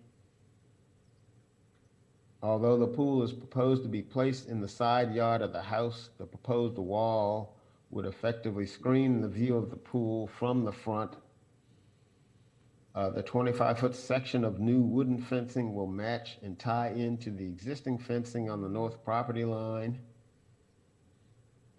And the proposed fence does not extend into the front yard beyond the front wall of the house and is not greater than 6 feet in height.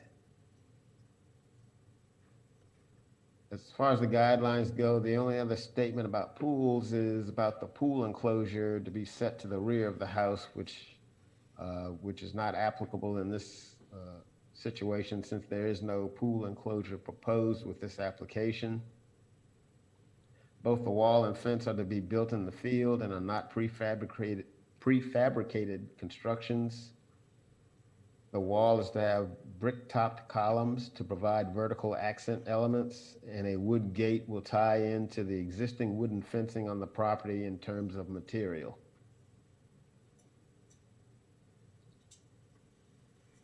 Again, just a few other pictures. This picture here shows the existing garage. The pool would be, well, some of this garage would be demolished. The pool would be placed in front of it, and the fence would run along basically from the front face of the house north towards the north property line. You see the adjacent property located to the left. And then a couple other views of the side, the north side of the contributing structure. So with that, staff recommends approval of petition HP-21-39. I'll be happy to try to answer any questions you have, and the agent for the applicant is there to answer questions or provide more information as desired. Okay, are there questions of staff? My question's for Jason. Did we receive a note on this when we got the agenda? Is that part of public comment, or is that going to be read in regarding the negative about the pool? Isn't this something we got a note on? Mm-hmm. I believe we sent you the... Okay, so that's already been entered in the record. And then Jay, the 5-foot masonry that doesn't fit, what's the reasoning? The 5-foot masonry wall is going to match the half block of the house itself. And the reason for the fence, obviously, the wall, is to screen the pool to meet the swimming pool requirement. And it's actually very similar to Ellie Blair's house we did on the next corner around for a very small side yard pool, and they had a 6-foot fence in that case. But 5 foot met their needs. That was the reason. It's for privacy as much as everything else, and to kind of conceal the fact there is a pool there. And a 4-foot, would it conceal the pool? A 4-foot would not meet the requirements. And this is coming off the side of the house where, you know, normally you're allowed a 6. First off, let me explain why the pool is even where the pool is being proposed at this point and why we came back as a change. The house was designed for the pool to go in the backyard because there's kind of a courtyard type space there. City arborist said no because of the live oak that's there. No way to do it. So that meant a complete change of course, and that's why it's evolved the way it has. And the garage structure itself, it was not original to the house. It came from the mid-50s and nothing significant about it. Okay, any other questions of the applicant? My only question is which neighbor was it that complained? Was it the one directly near? Directly that across would the be the most street. impacted by like noise and stuff, or is it like across the street? It's, you know, well, keep in mind, this is pretty set far back in the yard, and directly across the street, Jane Meyer's house, yes. Yeah, yeah. Aren't they right on the property line? What's that? The house next to them, isn't a lot of their stuff right on the property line? The house No, next no. door to the. No, they were talking about the one across the street. Right. Yeah, yeah, yeah. She, as far as I know, that's the only complaint, and I don't see anybody else here unless there's call-ins about it. But, yeah, she's the one that wrote the letter that lives directly across the street. Okay, any other questions of the applicant? Okay, are there any questions from the audience? No, Mr. Chair. There's nobody out here right now except me. Very good, thank you. Okay, if there's no further questions or discussion, I'd like to make a motion to approve HP 21-39. Second. we have a motion and a second. Mr. Simmons. Okay, so was that Nicole Nesberg motioning and Elizabeth Hawk seconding? That's correct. Thank you.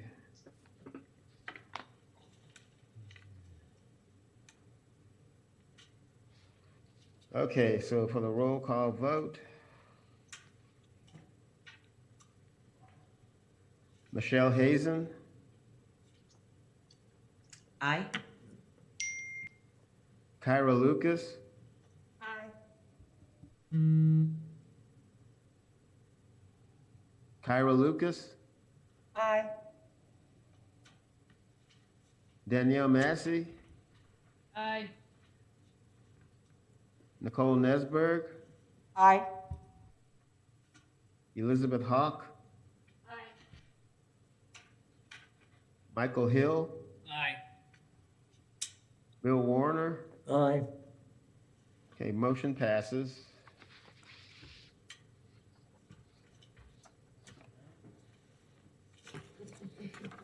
Virtually. Oh, Mr. Chair, Mr. Simmons. yes, Mr. Chairman, it was my understanding there would be someone to speak during public comment about the proposed sorority house. One of the applicants to get clarification from the board about one of the design choices. I don't know. There's if nobody he's- here. Adam Sessler here. We have two people who are calling in right now. Maybe these are connected. Okay. We're still screening, so bear with us another moment or two.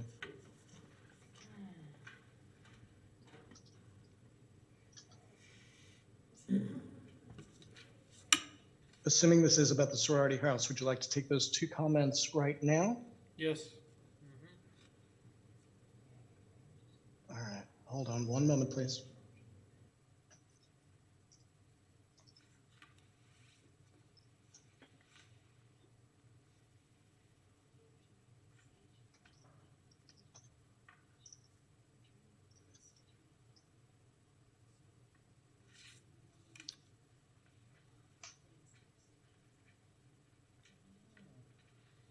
All righty, we're going to take public comment now from the caller whose phone ends in 3992. Will you introduce yourself? You have a few minutes here. An email was sent in from Luann Wilson, and another email was sent in from Richard Allen objecting to this project. Ma'am, who are you and what is this in reference to? Item 2139, the fence, wall, and pool. Okay, go on, please.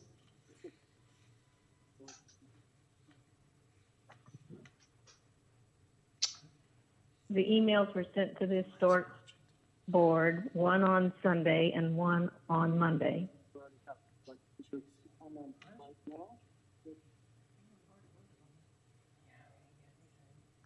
You may want to put your computer on mute. I think it's there's a little bit of a delay factor, and then please introduce yourself and offer your remarks in totality, please.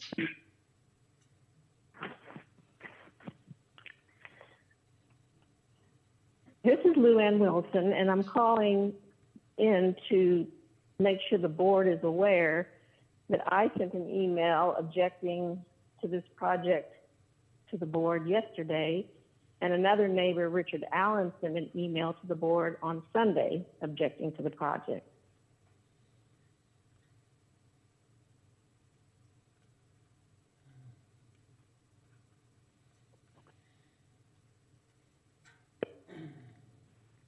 Thank you, Ms. Wilson. Do you have anything else beyond that?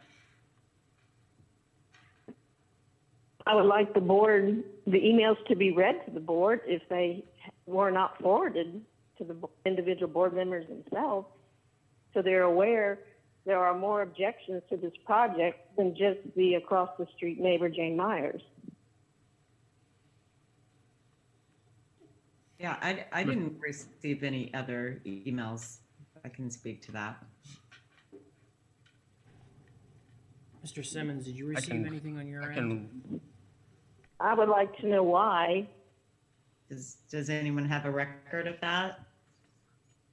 Mr. Chairman? Well, what we're doing is reverting back to the item that has just been disposed of, and we do have an item. Okay, so Mr. Chairman, or? This would just simply be public comment, period. As much as this has to do with the previous agenda item. Mr. Chairman, or can Mr. Simmons. If they came over the weekend, they weren't going to be in your backup. I can read them into the record. I see both of them here. Okay, let's do that, Mr. Simmons. Please read them into the record. Okay, the first one, I guess it got in today from Luann Wilson, 1031 Northeast 4th Street. Yes, well, it was emailed on Monday. Okay, yes, I see. Monday, yeah, 3:40 p.m. So Luann Wilson, 1031 Northeast 4th Street. I live next door and north of my new neighbors, Oscar Sanchez and Lita Rodriguez Tassif. We live in a well-established neighborhood and houses are very close together. Although I welcome my new neighbors, I, along with other neighbors I have spoken with, have some objections to the proposed pool, masonry wall, and fence. And as a point of information, very early in the property renovation process, I offered to buy a 10-foot strip along the north side of the subject property that would have lessened many of my present concerns. If there is to be a pool, it is better located in the backyard. This pool will take up most of the large side yard, will be next to the front yard, and will be visible from the street. This is just not appropriate for our neighborhood. In addition, the construction of the pool in this location requires the 25-foot fence extension on the subject north property line, my south property line. that will result in the destruction of most of the green space buffering the sight line between our houses, including a shade tree and large azaleas, a signature landscape plant for this neighborhood that have been there since before I bought my house 27 years ago. Also, the ongoing drone and noise from the pool pump will disrupt the peaceful backyard enjoyment of all the surrounding neighbors. The 46-foot long, 5-foot high stucco wall connecting the north side of the subject house all the way to the north property line is entirely too long. While there are various types of walls and fencing around backyards in this historic district, I have never seen such a barricade of a wall even approaching this length along the front yard, and I frequently walk throughout this entire historic district. This wall is just not characteristic of this neighborhood. In addition, the stucco material proposed for the wall is inconsistent with the Ocala or split block construction of the 1947 house to which it will be connected. This wall and pool are just too big for their planned location. Please consider the aesthetics of our neighborhood and the concerns of the neighbors, and either do not approve this wall nor the pool in this location, or require the size of the pool and wall to be considerably smaller. Also, if it is within the powers of this board, if any pool is to be constructed, please require some type of buffer for the noise of the pool pump in order to mitigate the disruption of the peace and enjoyment of the neighboring property owners. Thank you, and thank you for your service for our historic districts. That's the end of the first letter. Let's see. They're just gonna park on the street. They're gonna park right up in here. Okay, the second letter to the Historic Preservation Board by email regarding HP 21-39, Oscar Sanchez and Lita Rodriguez Tassif, pool and masonry wall, dated May 2nd, 2021. Dear Board, the enormity of the 46-foot proposed masonry wall at 1021 Northeast 4th Street to cover a swimming pool which runs lateral to the street seems entirely inconsistent with the historical context of the neighborhood and is aesthetically inappropriate. I have lived 1 block away from the address for nearly 30 years, and I walk our extended neighborhood from Northeast Park to the Thomas Center and from Northeast 9th Street to Northeast 2nd Street, and I am aware of no walls this long. The length of the 46-foot wall nearly doubles the street side exposure of the house. It simply feels overpowering and totally out of character. It would be more fitting for an armory than a home. The backyard would be a more appropriate location for the large swimming pool. If the homeowners aren't able to locate it in the backyard, then a longitudinal placement on the side yard with the shortest dimension running parallel to the street would allow for a much shorter and therefore more appropriate wall.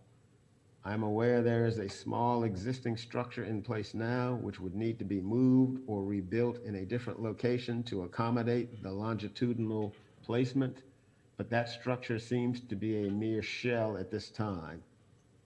Relocating or rebuilding it elsewhere on the property would be far preferable to the ghastly 46-foot proposed wall. I hope you will consider the neighborhood in this regard. I've discussed this with other neighbors who feel the same way. I have no qualms about a short, tasteful wall to obscure a portion of a swimming pool. In this case, however, having it run 46 feet parallel to the street, nearly doubling the expanse of the home, is simply inappropriate. Thank you for all you do in your service to our neighborhood. Sincerely, Richard R. Allen, 1110 Northeast 3rd Street, Gainesville, Florida. Thank you, Mr. Simmons.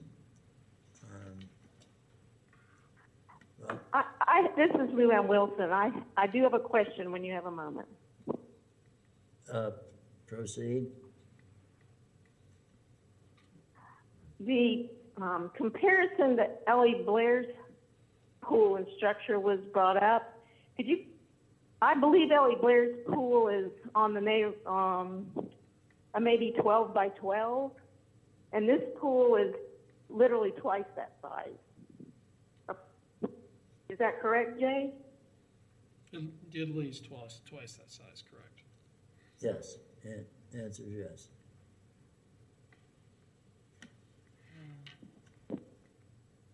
Just wanted to make sure the board is clear on that point.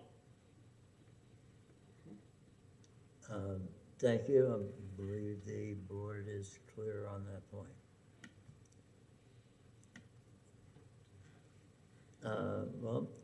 Mr. Simmons, is that all of the public communication before us? I believe there was supposed to be one other person, again, commenting about design requirements for the sorority house.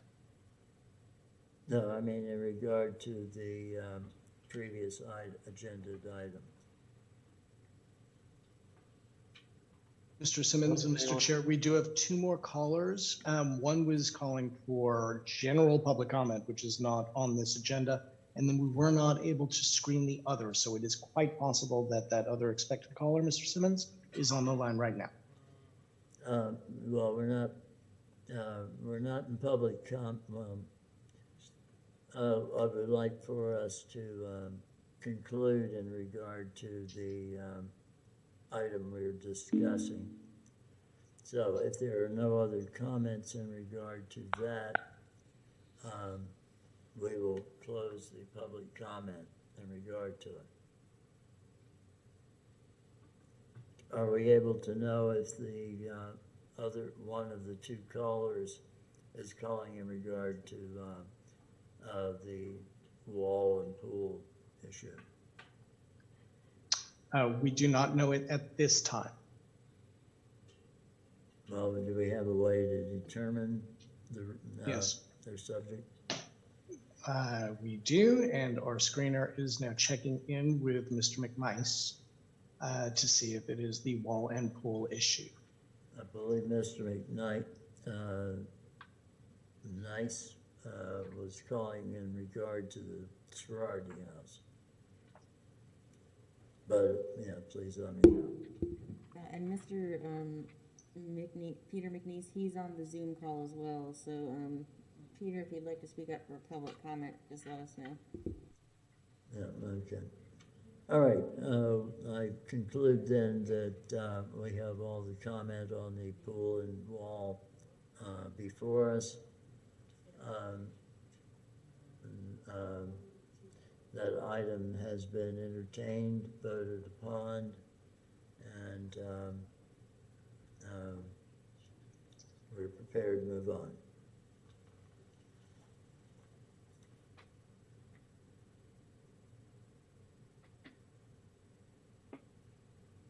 Mr. Simmons. Mr. Chair, I don't have any further on the pool and wall. Okay, then I relinquish the chair to Mr. Reeves.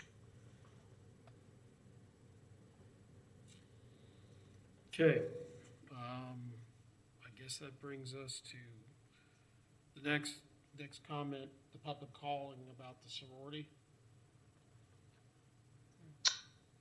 Yes, Mr. Chair, Mr. McNeese has left our stage, and apparently he's aware that it was moved to next week and left us here. He may be on the Zoom call or elsewhere, but we do not have him on the line. Okay, so there is nobody else in regard to that subject, right? No, at this point, the only person I have on the line is awaiting the public comment period. Mr. McNeese, I see. Are you still on the Zoom call, and did you want to speak to that issue? No, I don't know if you can hear me, but I was listening into the meeting. I do not have anything to add about the historic sorority house until next week's meeting. Okay, thank you. Mr. Chairman, it'd be the June 1 meeting. June 1, okay. Yeah, I'm sorry, next month. Okay. I guess that concludes public comment, and that brings us to member comment. Sir, if I may interject, we do have one public commenter. It was just not about the wall in the pool. We have Mr. Greg Brasher on the phone. Okay, I'm sorry. Let's go ahead with that. That's the one I expected. Yep. Okay, Mr. Brasher, you have the line in 3 minutes. All right. Thank you. Good evening, Mr. Chair and board members. I am Craig Brazier with CHW, and I am calling on behalf of the application that was before you last month, which was the Alpha Phi sorority house. As you remember, we were proposing to relocate 2 existing structures to the southern end of the site in order to build a new structure on the north end of the site. We're in the process of updating our plans to come back in front of you. We are trying to address the comments we heard both from the board and the public. Specifically, one that has come up is, preservation of the tree that was located on the southern end. And I can assure you, we can't do everything. We can't save both of the structures, provide stormwater, and save the tree. However, we do have an opportunity to relocate one of the structures to a nearby historic district. And doing that would allow us to save the tree. So I was hoping to get some feedback from this board and, hear some discussion on whether or not that would be a viable option for us to pursue before we come back to you. Okay. Thank you. Board comment on that. Well, let's see what they propose. Yeah. I mean, and now my question is like, what district are they gonna relocate this house to? Structure. Yeah, like, what structure are they gonna, And where are they gonna move it? the other concern I would bring up is that right now, by simply moving the structures over, you're keeping them within the context. You bring them to another district, that's not the case. Yeah. No, we had no specifics. Right. Yeah, just something. Yeah, we would really have to know what district that is before we could really give much in the way of comment. Yeah, the Be info better got on the extremely site. vague. It'd be better on the property site for now. Mhm. Okay. All right, I believe that's all the comment we have for right now. And that brings us to member comment. Any board member? Okay. That brings us to adjournment. Yep. Mr. Chairman, Yes. I have one announcement to make before we adjourn. It concerns the joint City Commission Historic Preservation Board meeting scheduled now for Monday, May 17th. Right. At 3 o'clock. We have been told by the clerk's office that it will not be a virtual meeting, that the board members will need to be present in room 16 of City Hall for that meeting. And I'll send you an email tomorrow, but we were informed this today that the attendance for that joint meeting will require the members to basically meet in person in room 16 of City Hall. Jason, is there an estimated time for that meeting? I mean, amount of time, not that it's at 3. Well, the invitation has it Monday, May 17th, 2021, 3 p.m. to 6 p.m. Yeah.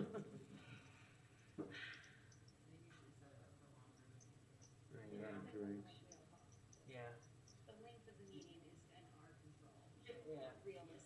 This is true. I can still be there, so. I'll be there. Okay. Yeah, I'll be there. Yeah. You'll tell us how to get to that room, right?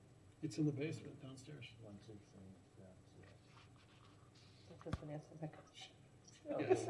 Take the elevator down. Well, Jason, at least 4 of us said we'd be there, so. Yeah. Okay. One more for a